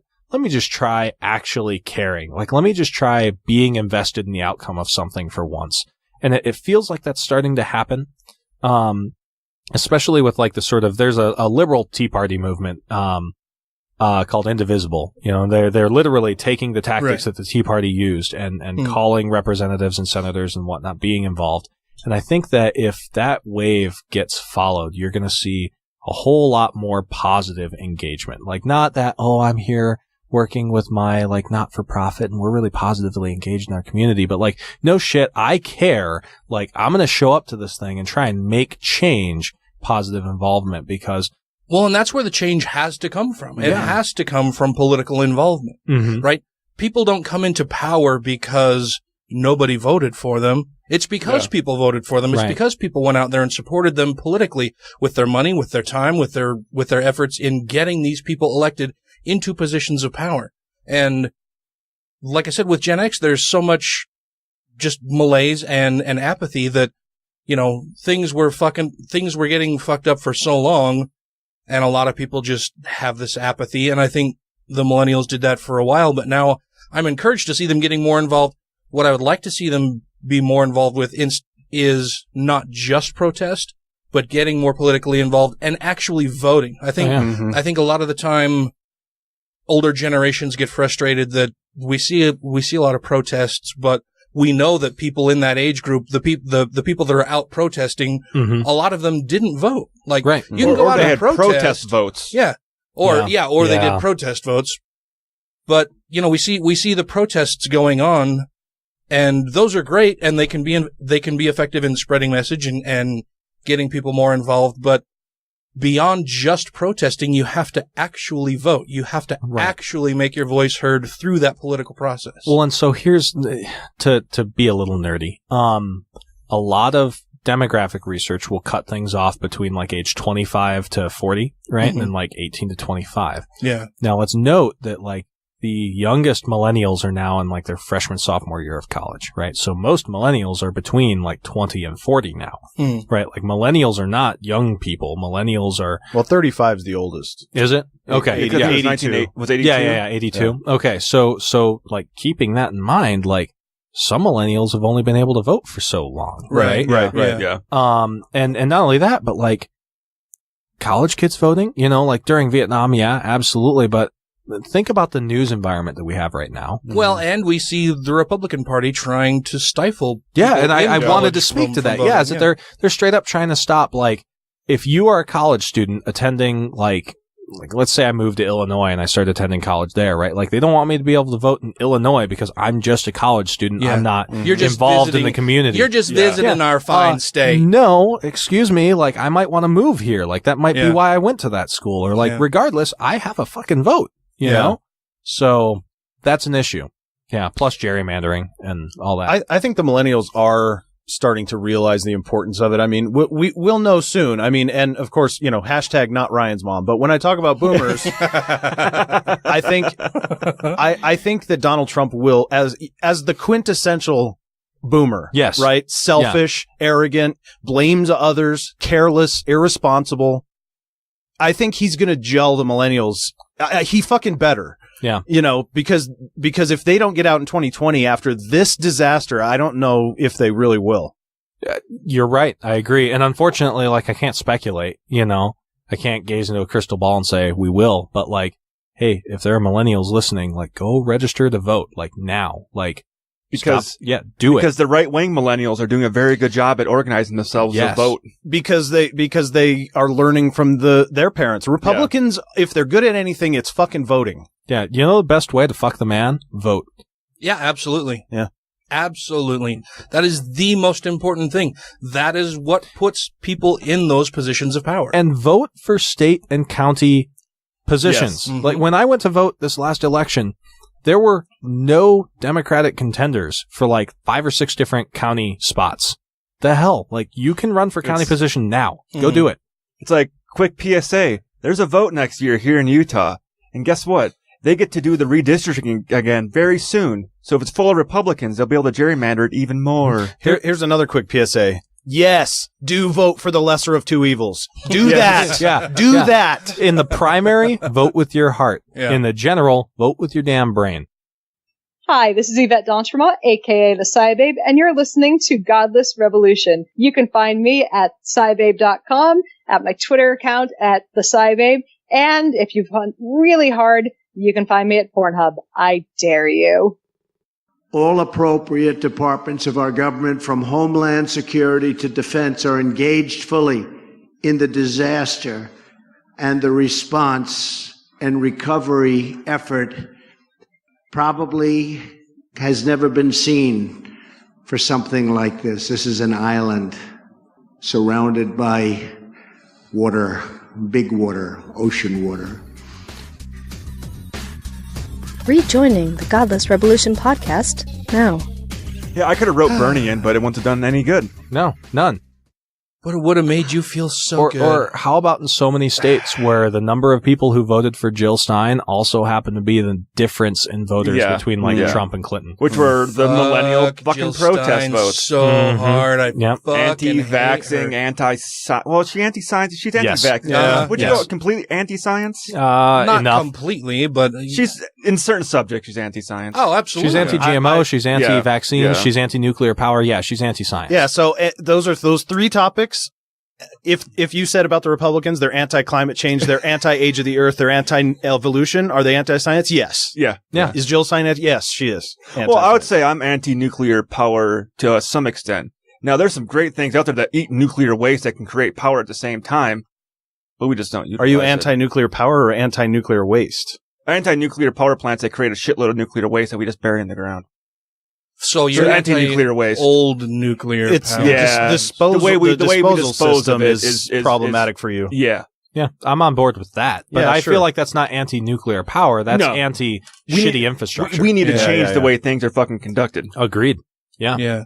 Yeah, and get over the politics of what to do with the waste that we currently have, because right now it's just sitting next to the to the nuclear power plant. We should make a way to not have that waste and find a way to utilize and destroy that waste versus letting it sit in the ground for generation 100 years from now to deal with. Yeah, we have a few ways to do that, but we also have locations that have been prepared that we've spent billions of dollars building. Those salt caverns and stuff that they mine and that people are like, NIMBY.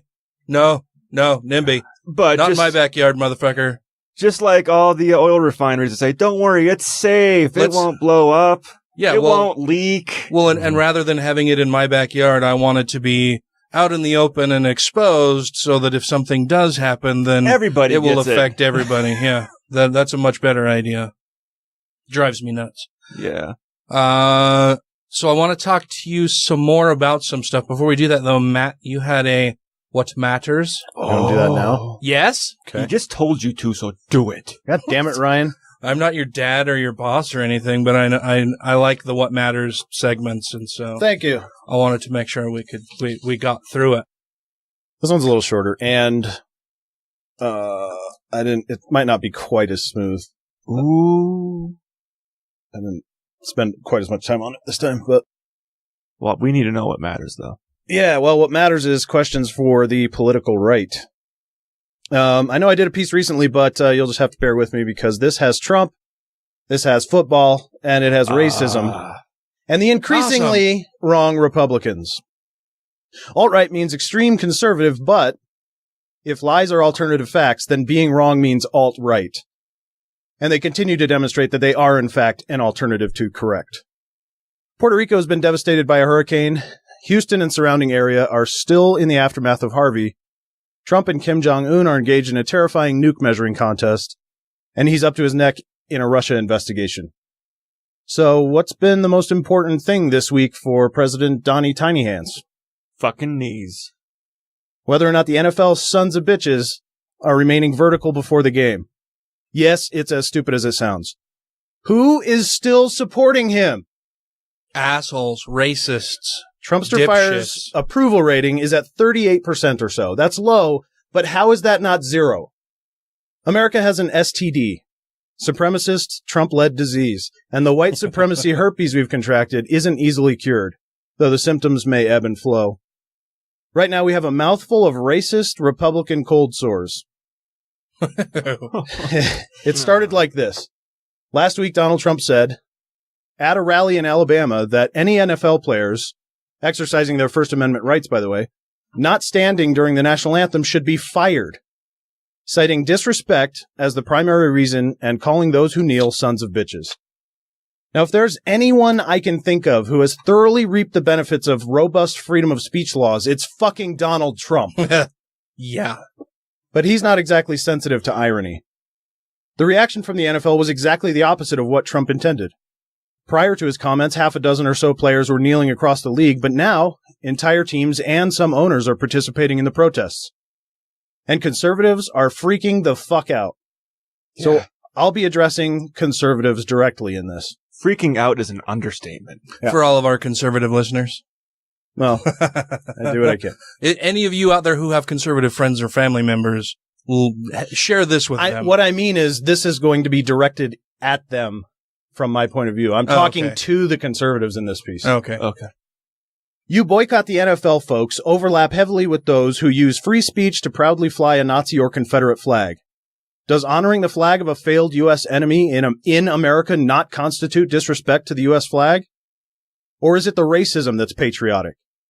What do you want? Should Kaepernick and company be out rioting, starting fires, and breaking windows? Something tells me you wouldn't like that either. So what should they do? Just get murdered silently to themselves? Yes, that is the issue. Quietly kneeling seems like a very appropriate way to do it. Is the flag more important than constitutional rights? On an MSN poll including some 716,000 votes, 52% of you short-sighted bird brains said that kneeling during the national anthem should not be considered free speech. This really goes to show not only your complete lack of ability to think more broadly about the implications of protecting basic rights here, but also that for you, speech really does mean only for yourselves. Well, they're not really saying anything, Matt. They're moving their body. That's not speech. Oh, yeah. And the other thing we hear is that people have died for that flag. Yeah. And Philando Castile, Tamir Rice, Freddie Gray, and many others have died at the hands of people representing the flag. And they didn't know their lives would be at risk the way soldiers did. So now what? This runaway nationalism you have has put you in a position where people, freedom, and rights have taken a backseat to things and stuff. The flag, as far as I can tell by your reaction right now, is one of the most important things there is. I mean, maybe overall it goes God, flag, guns, hero worship of the military and police, and then standing. I don't know, something like that. Standing at all times, it better be in your top 5, though, the way you're tantruming about this. But none of those things should ever be above the murder of innocent people, yet they are. And doesn't your stance on this really demonstrate the exact point of these protests? You truly don't understand or care about understanding black people. Seriously, one time try to turn the argument around. Torches, AKs, and driving cars into crowds is free speech, but kneeling isn't? We're talking about diminishing or dismissing outright the well-being of others in defense of a piece of material. Even if that material has symbolic meaning, your position is not just incorrect, it's immoral. What does the flag symbolize? People. There are actual people on the other side of this. Where was your outrage when Trump said that he knows more about military strategy than our decorated generals? Mm-hmm. Where was your outrage when Trump criticized the Khan family whose son died serving in our military? Where was your outrage? I'm going to struggle with that one every time. Outrage, man. When Trump belittled Vietnam War POW John McCain for getting captured. And he's your guy. He's on your team. He's one of the veterans that you say that you're trying to support and that other people are disrespecting when they take a knee, right? And where was your outrage when Trump injected himself into private business? Not just in the NFL, but ESPN by telling them they should fire analyst Jamel Hill. This isn't freedom. This is how a dictator acts. When it comes to the First Amendment, you may say what you like, but you still need consent to grab them by the protest. So why didn't Trump condemn the neo-Nazis in Charlottesville? A popular question that I just happen to have the answer to, and it's fascinating. Quote, there were people protesting very quietly and taking down of the statue of Robert E. Lee. You had a lot of people that were there to innocently protest and very legally protest. If metaphorical tone deafness is to mean anything, surely it applies to constitutionalists who are willing to throw freedom of speech out the window while draping a flag over their racism. I know you won't understand this reference, but trying to get you to understand a broader view is really where the myth of Sisyphus makes sense. I want to know, is lying about your destructive motives while cowering in the cloak of Old Glory considered respectful? Look, you're on the side of Donald Trump and Jeff Sessions here. And I know that doesn't bother you, but it should. If you don't want black people to loudly protest, and you don't want black people to silently protest, what you're left with is opposing black people. You've had ample opportunity to demonstrate that you aren't racist, yet you fail at every turn. You say it's nothing to do with race. Remember, it wasn't boycott the NFL over the mishandling of plethora of concussion injuries leading to suicides, domestic abuse, rape, and child abuse cases. The crime worthy of crying for the denial of constitutional rights is about a black man kneeling. Get over it, snowflake, right? Isn't that the rhetoric? Most of you objectors are of the Christian perversion. So maybe it shouldn't be such a surprise that public appearance matters more than actually caring about people. This view, which has been largely solidified in conservative echo chambers of social media, drawn out by Trump and his fragile ego, is nothing more than anti-black and brown performance patriotism. Hey, libertarians, where the fuck are you on this right now? The government telling business owners to punish people for kneeling? This is right in your wheelhouse. Mm-hmm. Mm-hmm. Your silence is deafening. Just fuck off already, you idiots. But what's more, standing with your hand over your heart is also a political statement. But don't forget that during his campaign, Trump had times when he didn't put his hand over his heart. And who the fuck is Trump to decide who is and isn't a patriot? How patriotic is it to cheat on your taxes? Does a patriot accept the help of a foreign power to influence U.S. elections? Does a patriot threaten jail time for his political opponents? Does patriotism only mean military dick-sucking, or is it only something white people can possess? Well, yeah, there was the time that Melania had to give him a little elbow to get him to put his hand over his heart. Yeah. Delaney Walker, tight end for the Tennessee Titans, has received death threats over the protests. Is that patriotism? It's fucking disgusting. Show respect for the dead or I'll kill you. What nonsense is that? Yeah, it's not a funeral. Aren't you also pro-death penalty and pro-war? Doesn't your religion teach you that there's no real death anyway? This whole thing is about black people being killed, and you don't care about that. Now you're saying you will kill for them kneeling. Stop pretending this isn't about race. This is what Walker had to say, quote, "The racist and violent words directed at me and my son only serve as another reminder that our country remains divided and full of hateful rhetoric. These words of hate will only fuel me in my efforts to continue my work reaching out to different community groups, listening to opposing voices, and honoring the men and women in the armed forces who risk their lives every day so that we may have this dialogue." Why don't you just listen to what they're saying? It's not about the flag. It's not about the troops. If you were born into the privilege of being white, you have to work a little bit to understand this. You need to listen and be open. Your criticisms come from looking down your nose. And they're not even good, even if we were on an even playing field. So when you're born on third base, don't you dare try to act like you hit a fucking triple. How many of your family members have been unfairly imprisoned? How many of them have been killed by police? What's the story you tell your kids about how to act when they get pulled over? Have you ever even had to think about that? Here's a clue to being patriotic. Start by learning the very First Amendment. Yes, Kaepernick and company are rich and famous as a result of some particular features of the U.S. and the West in general. They should be grateful, you say. First, it's a very dangerous road to go down when white people are telling black people to shut up and be grateful. But it's called empathy, and you could really use some. Kaepernick may be a millionaire, but he knows that not everyone else is. And beyond that, money's a thing, not a person. Isn't it more important that they honor their responsibility and position by being a voice for those who have none? For how long have you been complaining that athletes need to be role models and not just selfish millionaires? Kaepernick's motivation wasn't about the flag or the military anyway, you idiots. He gave his reason. Quote, "I'm not going to stand up and show pride in a flag for a country that oppresses black people and people of color. To me, this is bigger than football and would be selfish on my part to look the other way. There are bodies in the street and people getting paid leave and getting away with murder.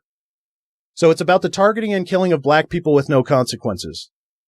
And it was really fucking easy to find this quote, guys. Only days after Trump's comments, politicians began suggesting that they alter the NFL's tax status. Fine. But keep in mind, these protests are not illegal. They're not even disruptive. They still go out and play the game. We're talking about peaceful, quiet kneeling. It's what you idiots do when you need to bother Jesus about your car keys. Remember? Meanwhile, you Bible LARPing, mystery peddling, child abusing, gold hoarding, spell casting, science confounding, anti-intellectual, cave Jew worshipping, community bilking, women subjugating, racist, demon exorcising, misogynistic, bigoted, wishful thinking, snake oil selling, ghost whispering, paycheck extorting, healthy sex shaming, child raping, pulpit wizard, fantasy crusader frauds have still not had your tax status questioned. So churches can commit centuries of atrocity with not even a threat of repercussion, but a few black men kneel and you lose your minds. The only mystery about today's religious right is where in the name of your God is all the love and mercy and forgiveness you're always yammering on about. Are we really in a time when people have more fervor for a song and a flag than for Alton Sterling, Trayvon Martin, and Michael Brown? You've exposed yourselves. Your hatred is naked. Your positive words about your religion have been rendered meaningless by showing us your true colors. And those colors are not red, white, and blue. It's just white. So put down your stars and stripes and start flying your white one. Then at least you'd be honest about your racism and the complete surrender of your morals. I like that very much. Thank you.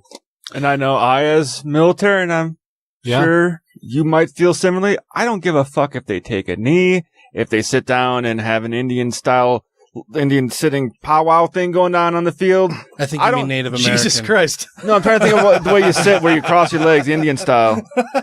That's what I was always. I thought Indian style was with a whiskey in the curb or something. No, that's racist. There is no law that says what you have to fucking do during the national anthem. When you read it, it says should, not must or have to. Here's my thing. For every conservative that I see walking around with a damn flag t-shirt or a pair of swimming trunks or the flag that they stick on their car. Or fucking flip-flops made to look like American flags that they're fucking walking on. Right. So this is just like anything in the Bible. It's so many other points is if you're gonna hold up the flag code of the Bible or whatever as something that you hold dear, hold the whole thing dear. If you're not going to follow part of it, don't come bitching to me about the other part of it. That's even the giant flag they pull out before the game. That is against the flag code. Is it? A flag is supposed to be flown vertically on a pole, not laid flat or hung upside down. Good to know. So them unfurling one laid flat is technically against the flag code. So it's not in the upright position. Well, and another point to make, and it's something that I've read, I haven't done a lot of research into whether it's accurate or not, is that players in the NFL didn't traditionally used to come out for the national anthem and the singing. It was because of Iraq and Afghan war.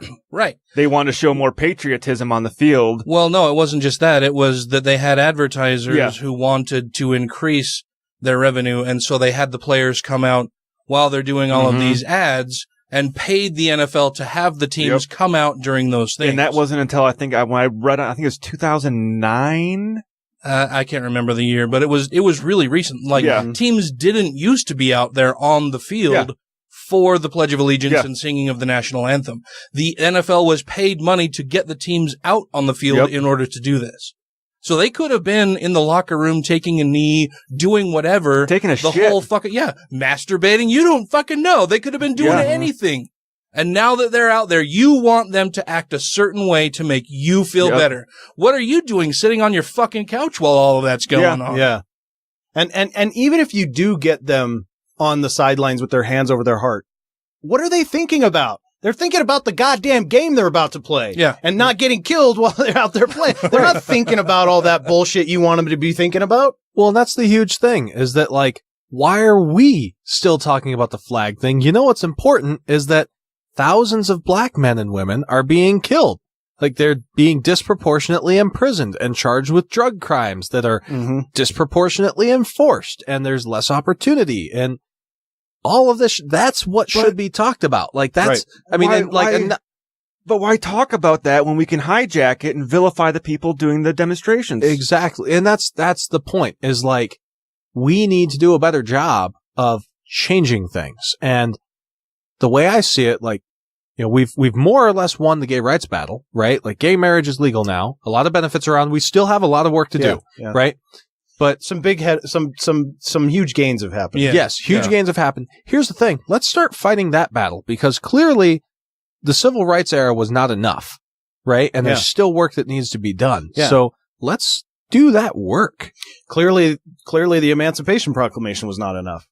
I mean, you have to go back. You have to go all. I mean, because the civil rights movement was it was a big step, but it was really correcting for the Jim Crow era, which rolled back the Emancipation Proclamation. And now we're looking at rolling back again. Yeah. Especially when we have a president who's been... the war on drugs was the Jim Crow era of more of the modern days, which rolled back a lot of the 60s civil rights stuff. But but now we got a president who's actually been charged with not allowing African Americans to even hold residence in his housing. It was forced by a court to say, no, you can't tell black people they can't fucking live here. Yeah. I know that you came with some stuff prepared that you wanted to talk about. What have we not talked about yet that you wanted to cover? No, we covered everything. I would like to pitch the site one more time. Oh, absolutely. Please do. Yeah. So, if you go to grinandbearint.com, that's Grin like Grin and bear like rar, like a bear.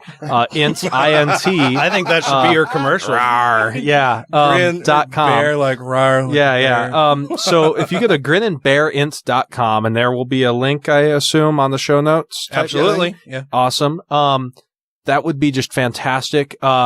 Oh gosh, we never got to even covering any news or anything like that. Maybe we'll have to do that in like the Patreon segment. Yes. So, if you guys are up to it. Yes. Cause a whole bunch of stuff happened. So we could even do like a little bit of an extra long show because we had such a shitty one last week. Well, and here's the other thing, guys, like go spend $1 and be a patron subscriber to the show and listen to the news content that we're about to cover because you should be supporting people doing this kind of media, making a difference. So go become a Patreon subscriber and listen to the stuff that we're going to talk about in the Patreon section because it's important. But well, thank you. Now I feel validated by my new dad. But okay, so yeah, grinandbearint.com. You can follow me on Twitter. Taylor, spelt the usual way. Taylor M. Grin is my handle on Twitter. Also, Taylor spelt the usual way, like TAILOR. You're fantastic. Thank you. I appreciate that. At least one person is going to type that in wrong now because of that. You're welcome. You're very welcome. Taylor, TAYLOR, M, Grin, GRIN. That's my Twitter handle. You can follow Bear. His is Newtype, NEWTYPE_hack. Follow him as well. He's super clever. Read our stuff. Like, I think you'll enjoy it. Give us feedback. Definitely. Let me do research for you. Like, I am your personal in-home intel guy. Like that's what I'm going to do is help you know more about the world around you. That's what I've got. And we're going to cover some cool fantastic. stuff. The shit that you prepare isn't just well sourced. It's well condensed to give you all of the information that you possibly can in a tightly condensed, compacted data download into your fucking brain, right? So all of the stuff you need and none of the stuff you don't. Yeah. That's the hope, and like obviously we're human, we have biases, but like we critically assess our biases. Like we try to provide you stuff that's important. So yeah, give us a try and tell me what you think. We're looking for feedback. We're in that like fail early and often stage right now. Like I'm going to be real about that. Like, we were there. Yeah. Tell us what you think. Like tell us where we're doing stuff wrong. Tell us what you want to see. Cause I love doing this. Like give me more opportunity to do this for you guys. That's where I'm at. And awesome. You're one of the few people that handle criticism well. Like you want criticism because you want to improve, right? That's the same thing with us. Like I think sometimes people don't send in critical things to people that they like most of their stuff because they may think it's a little criticism or it's a niggling like pedantic thing. Yeah. It's something that isn't really all that important. But we want to make things as good as possible, or as good as reasonably possible. So please, if you have criticisms of the show, if you have criticisms of Taylor's site, let us know because we want to improve them for you, for the people who are consuming this type of information. This is Matt Dillahunty, and you're listening to The Godless Revolution. You've agitated or angered one of the supposedly calmest people on the planet, Deepak Chopra. You ruffled his feathers. What did you do to get Deepak Chopra so angry? I just tweeted some fact. And he got, But I mean, I've interviewed Deepak Chopra many times, and his whole thing is always, I do not get angry. I've said to Deepak Chopra, if you get cut off in traffic, are you ever angry at that guy? No, I feel sorry that he is in pain spiritually. You're not buying it. He tweeted to me, I said something to him, joking about the origin of the universe or something, and he tweeted back saying, I'm going to shove my cosmic consciousness up your ass. Thank you to everybody who has rated the show on iTunes and Stitcher and are following us on YouTube, Twitter, and Facebook. And to all our Patreon patrons, you make the show possible. Welcome to the Patreon portion of the show. Well, wait, are we doing Patreon right now? Yes. Yeah. Oh, well, I don't know, maybe. Well, welcome to more of the show. Yeah. We'll decide later what we're going to do for Patreon. Because we wanted to talk more about you and your side and what you do. Well, what I was hoping we could do is do some news. Okay. And maybe make that additional show and then do the other topic for the Patreon show. Okay. Is that? Yeah, absolutely. Okay, cool. Well, so hot off the press, we've got Grintel. So the first thing is breaking news. Tom Price, Director of Health and Human Services, has resigned. Oh, he did? Yeah, he quit earlier today. I was asleep during Did he pay the $53,000 he said he would pay? No, I haven't confirmed that he's actually paid that money, but, I mean, it's still not the $1 million that he used to travel in, 6 months? Yeah. Yeah, but, I mean, he only wanted to pay for his seat. Yeah, that's bullshit. That's total bullshit. So he quit because people called him on his obvious bullshit. Oh, yeah. One of the crazy things is that one of those trips was a $25,000 plane trip between Philadelphia and D.C. That's a 2-hour drive. Yeah. Was that the one that well, because I know one of the trips was for him. He flew to have a lunch or dinner with his son, then flew back. Mm-hmm. Yeah. Well, so the one you're talking about was, I think that was on John Oliver also, where he's talking about, as you know, there were several different options he could have explored that were so much less expensive as presented by these wonderful graphics from, and I can't remember what other news service or television channel that he was talking about. And he's showing their graphics in the background about, he could have driven a car for however much, or he could have taken the train or regular commuter plane, that kind of stuff. But like the rest of us peasants do. Yeah. Yeah. Well, and the graphics they employed were just kind of hilarious because it's, like a plane, like a kind of a cartoon plane flying across the screen, all huge while they're talking about however he would have traveled using that mode of transportation, which is kind of funny. So yeah, that's a thing that happened. And I wanted to make sure I covered it because it's a big deal. The next big section for today's news is, has to do with the Trump-Russia investigation, which on the website, it says Trump-Russia investigation. My personal notes, it's Manafort is hella fucked. Because Manafort is hella fucked. I have a question for you about that in a minute after you get to this. Yeah, well, no, go ahead with your question. Well, so I mentioned it on the show, and I think you may have even sent us a reply. I apologize if I'm getting things wrong. I get so busy with shit that sometimes I can't remember who said what and when and all of that. But so I had been pondering if Manafort doesn't want to roll over on Trump because he's seen Trump pardon Arpaio before he's even sentenced, right? Yeah. So knowing that Trump will pardon his friends, how much of motivation will Manafort have to actually be cooperative in any investigation? And what pressure can they bring to bear on him that would make him actually give them good, actionable information about anybody else who may be involved if he knows, if he's got in his pocket, well, the president will just pardon me. If you want, you can throw whatever the fuck you want at me,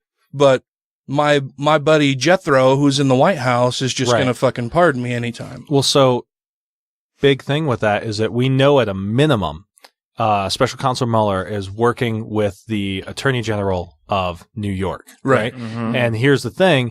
Most financial crime that happens, and again, this is alleged, right? Like we have to use the journalist term, alleged financial crime, right? Yeah. most financial crime will pass through the state of New York, right? And the other thing is that the executive branch can only pardon for federal crimes. Right. So if Manafort has committed a crime, which would also be a state crime in New York, then even if he were to be pardoned for any federal crimes he may have committed, he can still get nailed hard for state crimes. So one thing that could be done is, since Mueller is working with the state prosecutor of New York, he could say, hey, here's the deal. Like, if we get Manafort to flip, how about you forestall some charges? I'll forestall some charges. We'll both work together on this and try and get a bigger fish, right? So that would be Manafort's motivation to flip. Okay. Yeah. Okay. Yep. Thank you. Yeah, absolutely. And I think we did have a conversation about that, but I mean, that's a big deal, is that so many of the crimes that have been alleged against individuals in that sort of orbit around Trump are also state crimes. And that's the direction that Mueller is going. He did that with Enron as well. Well, and that's why he specifically enlisted the help of this guy, right? Yeah. Okay. Yeah. And like with Arpaio, he committed federal crimes. He's actually trying to get an Arizona judge to drop charges against him because he was pardoned. Likely because that same sort of reasoning could be used and just charge him from the state of Arizona, right?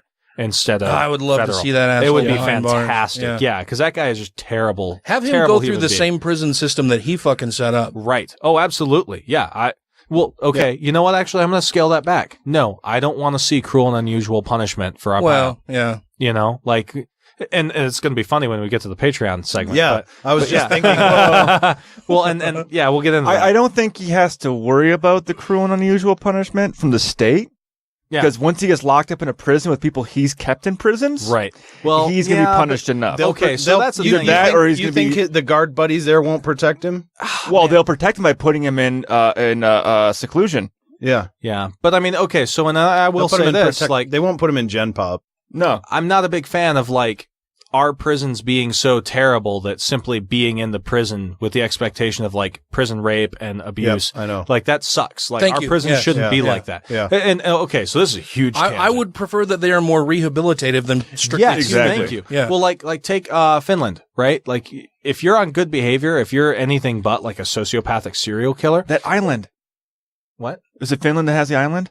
Yeah, it is. It is Finland, and so you're on like this log cabin with roommates. Right. Yeah, and no, it's awesome. You have like a like they teach you a technical trade skill, and you go to work and you go back home on your own. You cook your own food. You've got like 4 other inmate roommates in this cabin thing, and you learn how to be a human being again. And I think when I watched it, there was like they said there's something like maybe like 80 or 90 prisoners on the island. Yeah, and like 4 guards. And their recidivism rate, their like goes on to commit a crime again after getting out of jail rate is almost none. Yeah. Right? Because they, rather than punishing these people, giving them no skills, institutionalizing them, then throwing them back into like U.S. population with nothing to do for themselves, like that doesn't work. That doesn't help anyone. Yeah, well, in the way that our prison system and justice system is set up is that you have people who may have committed a minor to major crime, but then they get thrown in prison with other prisoners.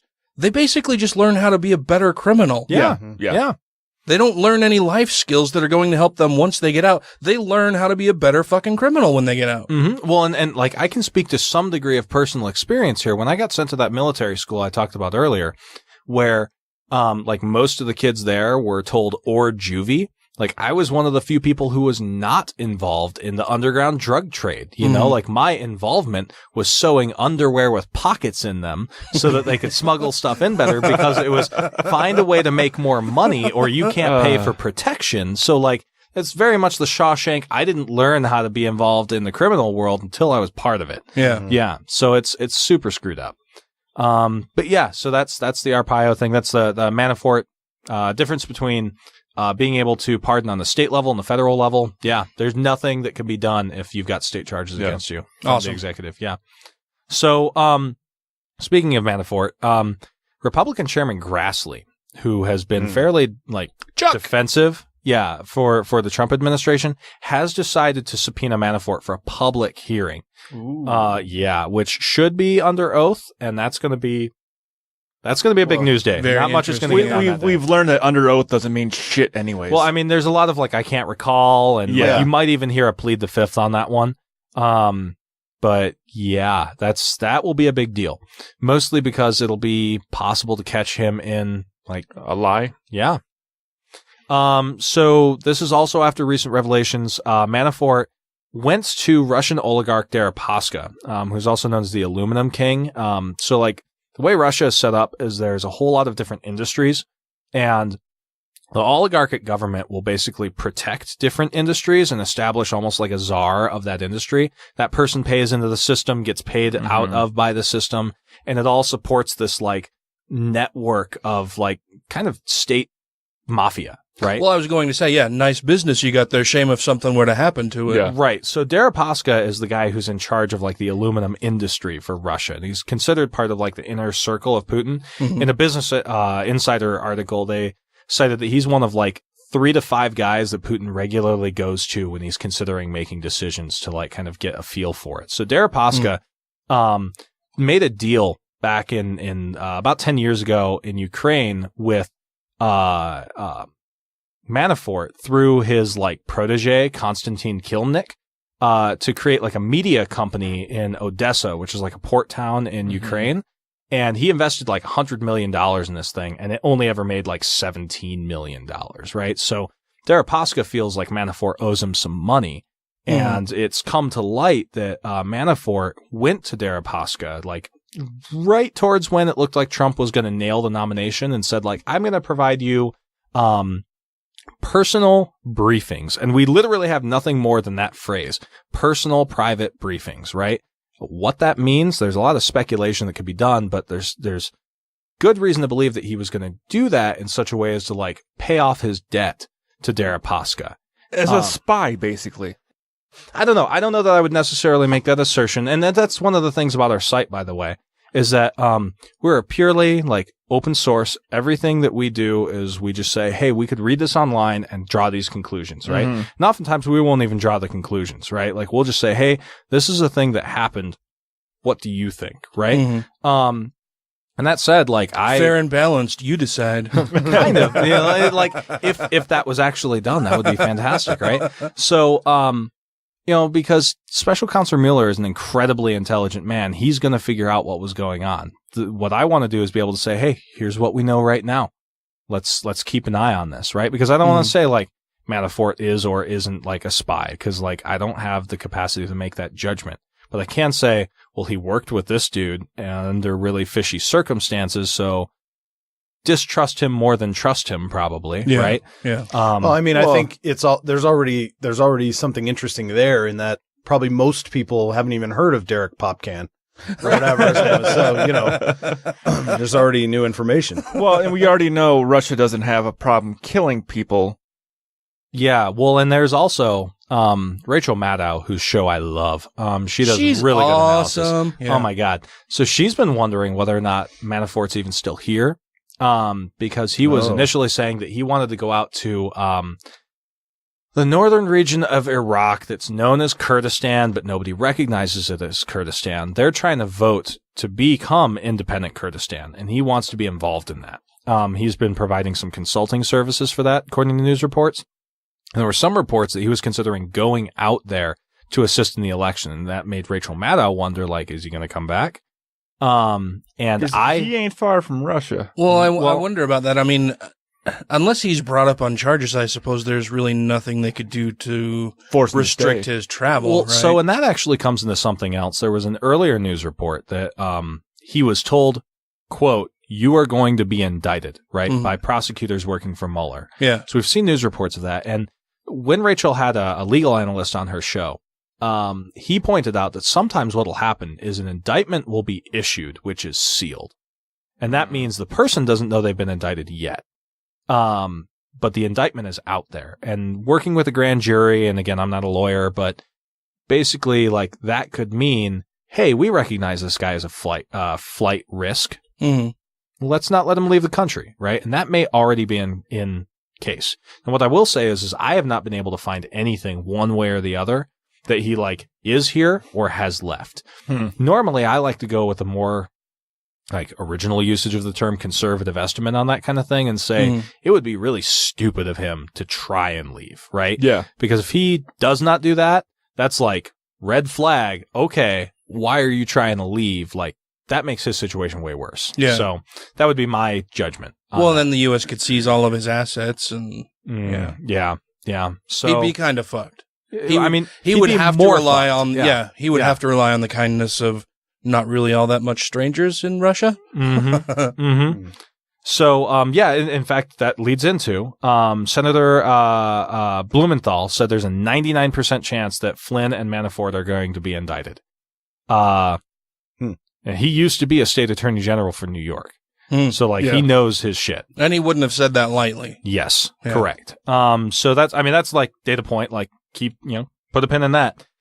Mueller has been tracking the flow of money from 3 Americans with significant Russian business connections, that's a quote, who donated $2 million to the RNC right before Trump secured the nomination.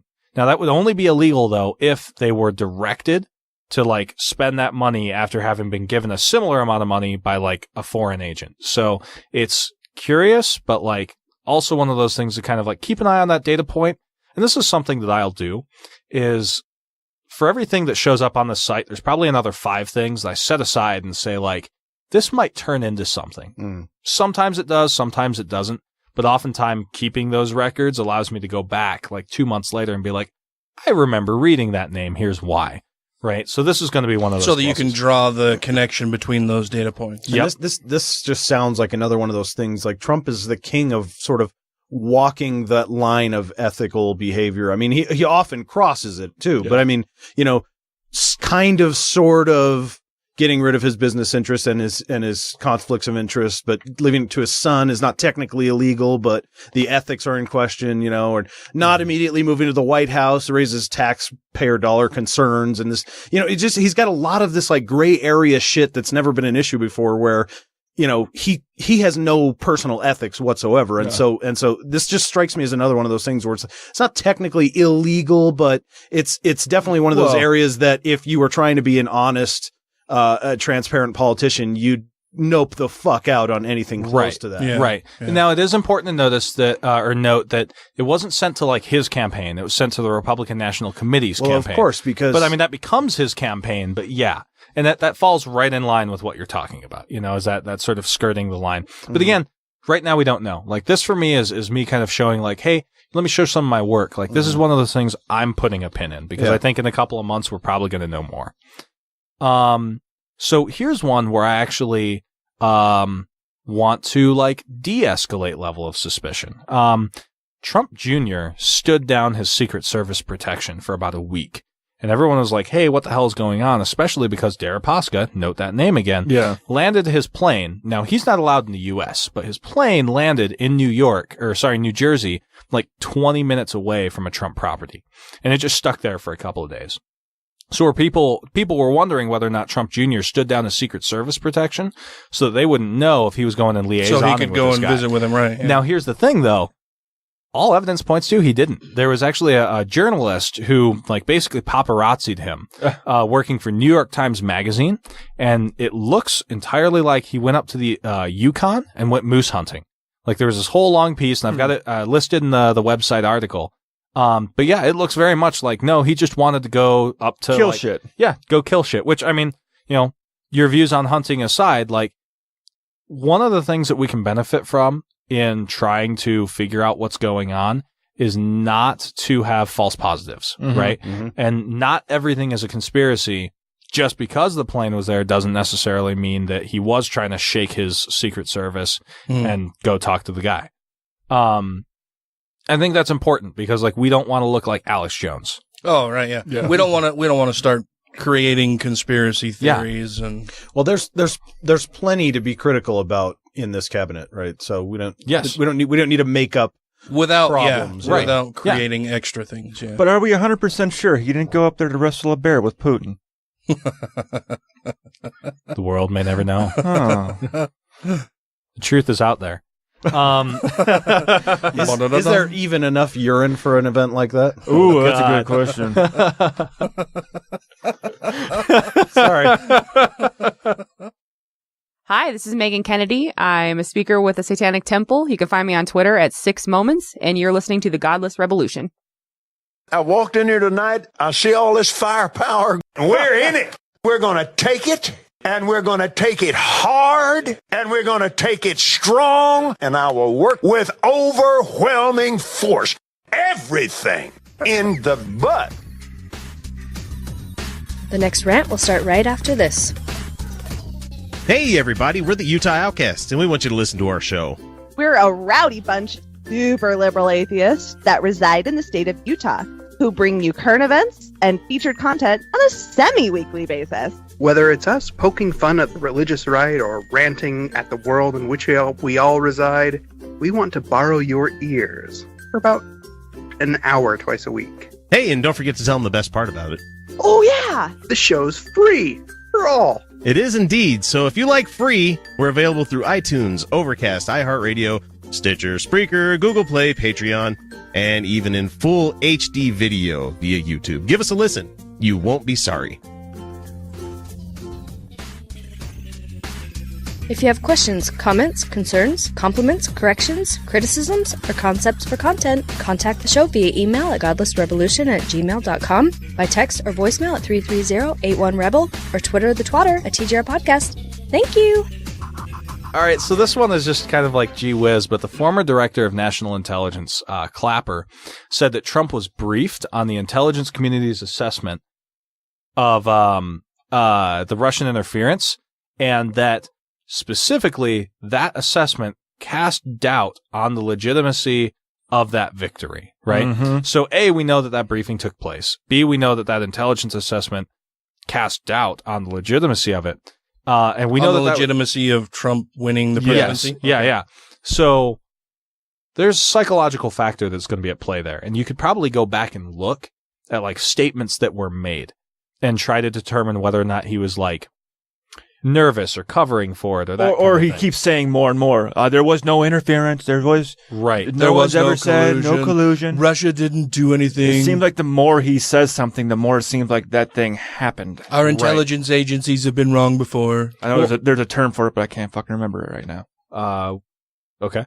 Term for what? For like when you keep saying like, oh, that didn't happen, that didn't happen, that didn't happen, but you obviously know it fucking happened. Right. Like oh God, yeah, you're right. There is a term. I can't remember what the term is right now. It's like you're expressing your guilt through what, like covering your ass. Yeah. Now, so here's the thing. Recent news has come out that like 21 states were all targeted for attack of the voting system. And this is where Taylor gets into analytical mode, right? So you don't have to change votes to change how voting happens, right? Like, let's say that you were able to purge voting rolls. Right, so that like take a high Democrat county in a state and purge a bunch of those voters from the rolls. So when they show up to vote, so like in Wisconsin, yeah, right. So the other thing that you can do is, let's say that you analyze who's on those voter rolls, and then there's like targeted advertising going at individuals in certain regions in order to flip those districts. Right, so there are claims that are being made right now, to the best we know, they're true.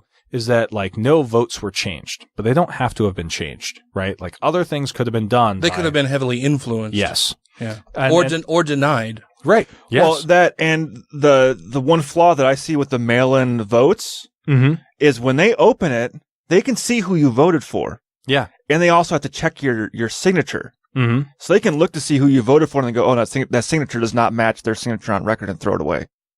Fair. Like, I mean, that's not something that I've seen, but like yeah, because I know, I'm not saying it did happen, but I heard a lot of people here in Utah that were claiming like, hey, I did mail-in registration, or I dropped it off in the ballot box that day.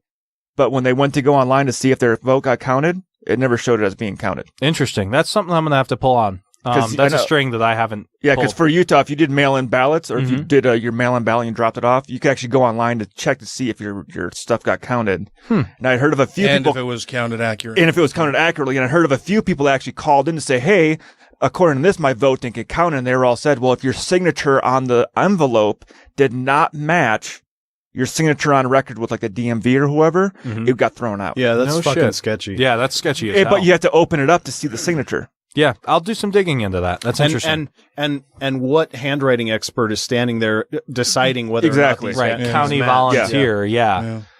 So and it really cool right now, Twitter, Facebook, and Reddit are all under investigation by various committees, Mueller, etc., all looking at like the degree to which like basically you've got a whole bunch of bots and trolls who are on those sites influencing things, trying to push people towards like Sanders or Stein or brain farting that libertarian guy's name who can't think of the city Gary of Syria. Johnson. Thank you, Gary Johnson. because it's the most fucking libertarian name out there. Gary Johnson. Right, yeah. Gary Johnson. So, yeah, all of that stuff is being investigated. It's like 17 intelligence communities went together and wrote a report that was like published to the public and said there was information operations interference with the election.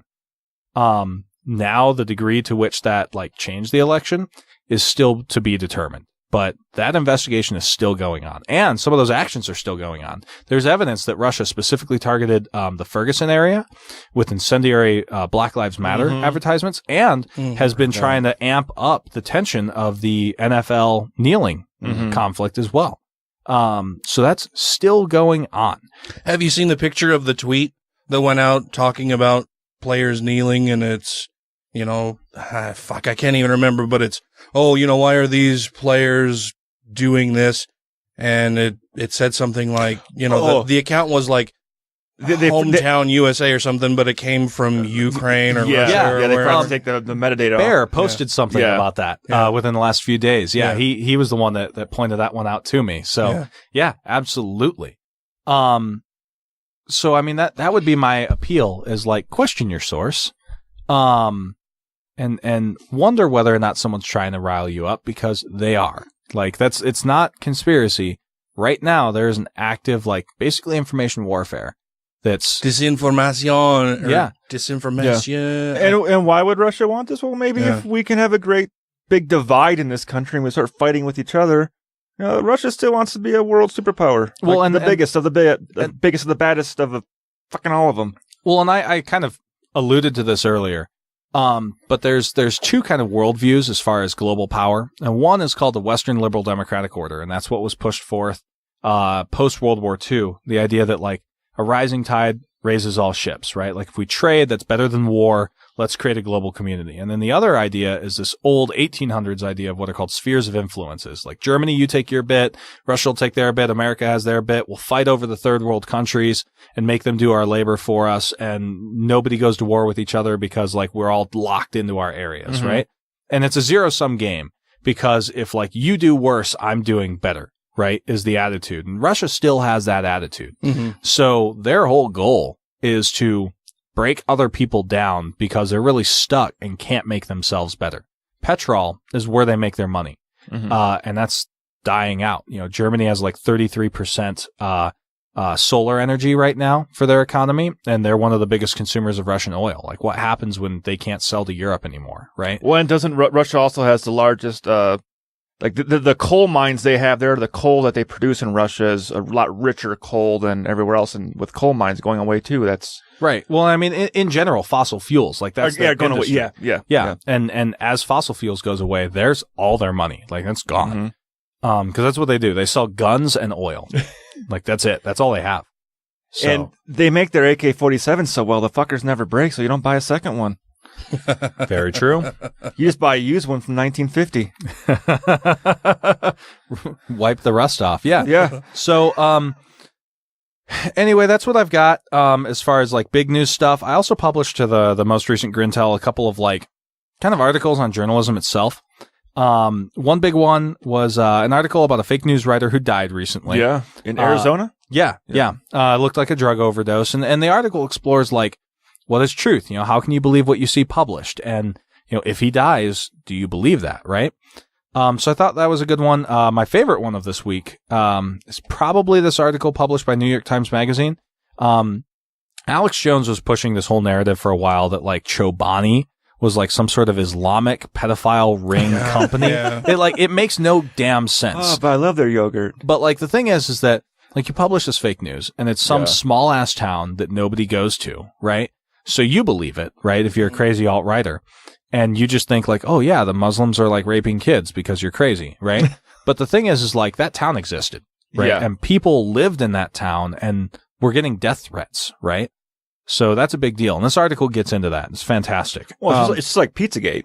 Yeah, exactly like Pizzagate. Like there was an owner of that pizza shop. Yeah. Like his life was affected. Yeah. So, and for his customers as well. Yeah. Yeah. I mean, a guy walked in a building with an AK-40 or some sort of assault rifle. I think he came in with an AR. Was an AR? Yeah. I mean, regardless, he came in with an AR. Because he wasn't a commie. I mean, also, they're just not as plentiful out here, but yeah. So anyway, there was an article written by one of the advisors of President Reagan who helped create the myth that lower taxes create more growth. And like my site, like we definitely have a left-leaning bias. Like that's obvious, right? But I try not to get into too much politics and instead do like geopolitics, right? Which is different. But this article, I don't really look at it in terms of saying like, oh, Republicans' tax plan is bad. It is. But the fact that this guy exposes how his rhetoric completely changed the conversation about like how people viewed taxes and income and revenue with the U.S. government. And that's important because like reality matters, right? Fake news sucks. Mm-hmm. And there are constructed points and constructed rhetoric that change the way we view the world. And you need to not assume that those things are right. Like there's an entire generation of economics students who thought that, yeah, if you lower taxes, you're going to see more growth. Well, no, not necessarily. It'll trickle down. Yeah. Don't piss on me and call it rain. Yeah. You know? So I highly recommend that. And then the final thing that I had was... I was going to say, there's one thing I heard the other day, which I really liked a lot, where it's saying, no matter how rich you are, you can only eat so many cheeseburgers. I mean, yes. Well, you can only consume, no matter how much money you have, you can only consume so much. So you still got a whole shitload of money there. Right. So if that money is spread out through more people can buy cheeseburgers if they got more money. But if one person has all the money, you can only eat so much. One man who makes 1,000 times another man is not going to buy 1,000 times more blue jeans. Nope. You're absolutely right. Right. Yeah. One of my buddies, he said it the best, is wealth is like shit. You know, if you leave it in a pile, it just stinks. But if you spread it around, you can grow something in it. That's a pretty cool. I like that. I like that one more than the burger one. Well, I just heard the cheeseburger one. The cheeseburger thing is great. Actually, I like that. I'm taking that. Yeah, you can only eat so many cheeseburgers. Because I've tried to say that in different ways. Like, no matter how rich you are, you can only spend so much fucking money. Right. But if you spread that money out, there's a lot more people spending money on the same thing. Mm-hmm. No, I understood it. Yeah. I'm just saying, fuck your cheeseburgers. Shit sounds better. I like your cheeseburgers. I feel like that's a good way to reach people. That's fantastic. Everyone eats cheeseburgers. I mean, yeah, and everyone realizes that, like, oh man, I cannot eat another cheeseburger. Like, that's a lot easier to deal with than like, oh well, he bought 15 yachts. Like, yeah, and that affected one tiny industry. Yeah, one business. Yeah. So you're absolutely right. Cheeseburgers is a great way to address it. Or you bought one $20 million plane that got one person rich. Right. Exactly. Oh man, that bothers me. Sorry, I hate yachts. I hate yachts and private planes. It's like people are starving, man. Why the hell do you have this shit? Those planes and those yachts, all they are is a big dick contest. See, I got the bigger yacht than you do. Yeah. My $15,000 purse. Yeah. Look at all my cheeseburgers. I just got them sitting in the pile, rotting in the back. Yeah. So anyway, the last article I had was if the New York Times Magazine one on fake news and the town in Idaho wasn't my favorite, this one is. It's an article by Wired, and they look into what's called alt tech, which is this like info bubble that the alt-right has of like alternate websites. So instead of Twitter, they use Gab. Instead of Reddit, they use Vote. Instead of Wikipedia, they use Infographic. And it's all this like alt-right alternative internet shit.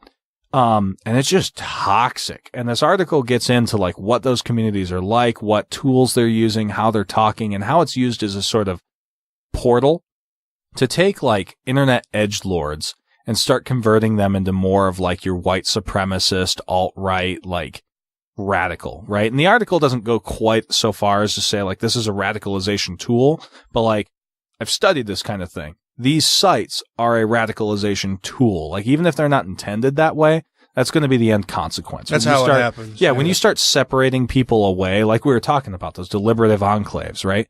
When you separate people away from the general conversation and now they're only seeing their own viewpoints reinforced, that's going to cause problems fast. So, yeah, that's what I've got. That's all fucking that's all fucking fantastic. You from Jersey? No, that's all fucking awesome. What I love about a lot of the stuff that you've got on your site is that it's not stuff that I see on everybody else's feed on Facebook. It's not something that I see show up on my Google Play newsstand. These are the top stories you should be concerned about. It's not what I see on my New York Times roll-up of these are the things you need to know to start your day. That's stuff that I don't think I would have seen anywhere else necessarily, but it's still really important shit. No, thank you. Like, I love to read. Like, it's kind of a problem. To the point where, like, no, lately I've had a problem, like, going to bed on time because I'll just sit there on my phone in the room, like, reading news. and none of you can see it, but I've actually got the girlfriend here, and she's like screaming silently into her hands because no, I mean, it's, there was a point at which I probably could have called it an addiction, right? And I've had to scale it back from that. And I feel like I've done an okay job. Other people may have differing opinions. But so you have to pick and choose what you read. And like, I get that most people shouldn't read as much as I do. I shouldn't read as much as I do. But what I like to do is grab the stuff that, like, I mean, it feels cheesy to say the stuff that matters, but like, there's hard hitting pieces out there where you can learn a lot from these great writers. And like, I stand on the shoulders of giants. Like, I couldn't do what I do without the writers at the New York Times or Rachel Maddow or like commenters on Reddit, Like, there's so much information I get because other people are doing research too. And if all I can do is present that good shit to you guys so that you can, like, have an easier day and just read those articles and not the, like, for every one article that's on there is probably 10 that I've read and said, oh, that probably doesn't make the cut. Like, you guys don't have to do that part. So I enjoy doing it.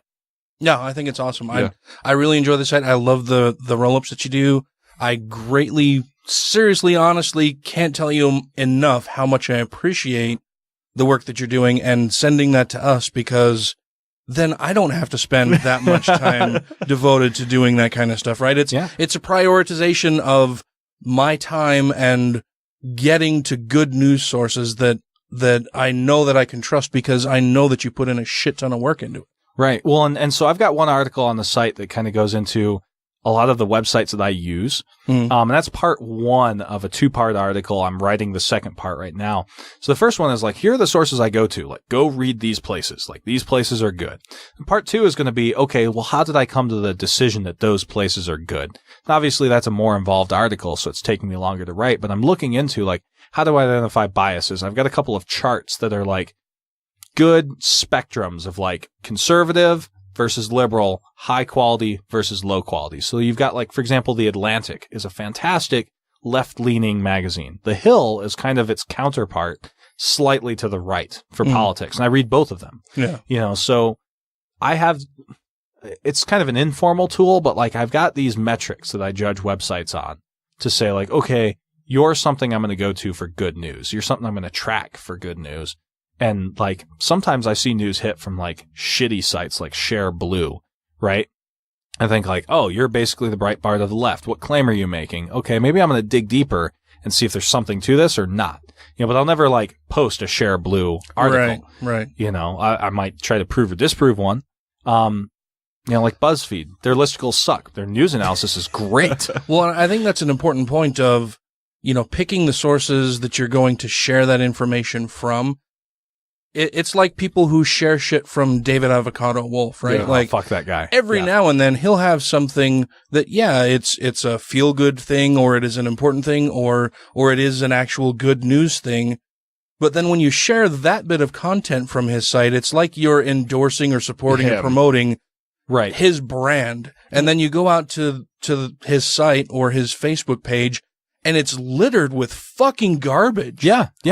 Well, and the other thing, too, is that most of those folks who post that kind of shit got it from somewhere where there were actual hard-hitting journalists doing real work. Right. Like, if David Avocado Wolf ever posts something that's, like, real, it's because some scientist published a paper, a journalist wrote an article who actually, like, put in some goddamn work, and he's just reblogging that, which, I mean, let's be real, is kind of what I'm doing, but I'm adding a layer of analysis, so at least there's that, right? But like, he does no analysis, right? He just shares whatever the fuck. Yeah. To give people a feel good so he can get ad revenue. And they can, I'm sure he's selling something, right? Like some product. Oh, yeah. which I don't do. Like I'm just providing analysis, and that's the difference. And my hope is over time I can publish articles that show you how I do analysis, because not only do I want to give you news, I want to give you the ability to find your own. Give you the tools to learn how to find good news. But at the same time, like that doesn't mean I'm going to stop publishing these lists of things going on, because you shouldn't have to. Like the average citizen should be capable of asserting or discerning. Should be capable of discerning. Should be. Yeah. And let me help. Like let me be involved in that process which our teachers failed to teach us in high school, right? Yeah. But at the same time, like you have kids, you've got a job, you've got hobbies, like let me make that easier. I'm happy to do that. So, yeah. Awesome. Yep. Well, thank you so much for coming out, man, for being on the show, for spending so much time with us, for providing all of the fantastic information that you have, throughout the last however long that you've been helping to provide content for the show. It's just amazing. I think you're awesome. I'm so glad to have you here in studio. Look forward to collaborating with you more and having you continue providing wonderful information for us and for the rest of our listeners. Yeah, absolutely. I'm going to keep at it as long as I can. It's still a building site. Man, if I could figure out how to turn Grin and Barrent into a logo, we would already have one, but holy crap. I've been losing sleep over that one. Yeah, I mean, yeah, but with big pearly white teeth. Oh god. That say like truth on them. I will talk to Bear about that. Okay. Wait, I got the perfect idea. It's just a picture of a poor kid staring at a yacht saying, "I can has cheeseburger." Oh god. All right. So now, if normally what I would do is if I heard just nonsensical bullshit, I would think, "Oh no, that's probably Ryan." Like that's my easiest way to tell your voices apart. Now I'm confused and I'm looking at you. Well, was it funny? Yes. Oh yeah. Then it's me. Oh okay. Well, there we go. Oh, poor Ryan. Don't forget I can do this, Matt. You can has cheeseburger. Oh wait, we can't hear you, Matt. There's a weird light on the soundboard. Ryan's controlling the board. No, I still love your puns. They're definitely a source of inspiration. But no, I really sincerely appreciate you having me on, giving me a voice.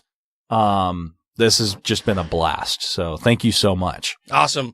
Well, we're going to now actually move into the Patreon portion of the show. We're going to talk about more news stuff. I have a couple questions for you, and we're going to talk about punching Nazis. To punch a Nazi or not to punch a Nazi? That is the question. Yes. It's not a question. It's not a question? It's not a question. It's not a question. That'll wrap it up for the regular portion of the show. Before we go, I want to make sure that we thank our Patreon supporters. That is Alicia, the Gaytheist Mr. Aaron Burton, Anonymous, Larry Wilson, Marius Kot Butrakowski, Dr. Dan Matt's boss from the 2SC podcast, to whom we pledge loyalty, Janet Uter, Let Them Eat Kofefi, Stephen Andrus, Mo Cowbell, Christy Callback, a new Patreon supporter, or supporters, of Joel and Summer. I think I know them. I think we know them. That sounds very familiar. We had Summer on the show very recently. She's very awesome. Yes. Rob Otto is another new supporter. Thank you, Rob. Megan Kennedy. Well, Megan, who will be speaking at an Atheists of Utah event coming up very soon. You can find that information out on the Atheists of Utah Facebook page or meetup or our website. Andrew Vodopich, Brandy Hamrick, Jeremy Goodson, Angelica Pearson, Andy Faulkner, Utah Outcasts, Wes Aaron, Purple Dragon. He changed his name from that long fucking goddamn thing he had going on. I wish Dan Morris would do that. Yeah. Dr. Dan. And last but certainly not least, Mr. Taylor Grin, who is sitting here in studio with us. Thank you very much for your support, man. Yeah, I'm happy to do it. You guys produce a fantastic product. Thank you very much. I really appreciate it. And like I said, coming from you, that is a huge compliment, because I respect so many of your opinions. I think you're a wonderful guy. You're super smart. That's a huge compliment. Thank you very much. Well, thank you for having me on. This has been something I've been looking forward to for a very long time. And it's great to be in here with you guys. This has been a lot of fun, and thanks for giving me a platform. Like, thanks for supporting me when I needed a way to get my stuff out. So awesome. Yeah. Well, we'll move into the Patreon portion where it's much more relaxed and where we'll continue blowing each other. Kind of kick our shoes off and hang out a bit more. Until next week, Crucify that like button. Leave a review to achieve nirvana. And rate the show 5 times a day toward Mecca. Do some talkie talks. Hey, I'm doing talkie talks. I'm making noise and stuff, saying things and doing stuff, and making phonemes and slapping the meat that's in my mouth. Okay. They talk using meat. I don't know why I pulled the piece of paper out. Like, I know what I'm going to say. We've been saying it for like 20 episodes. Yeah. Hey, this is Taylor Grin from... Nope.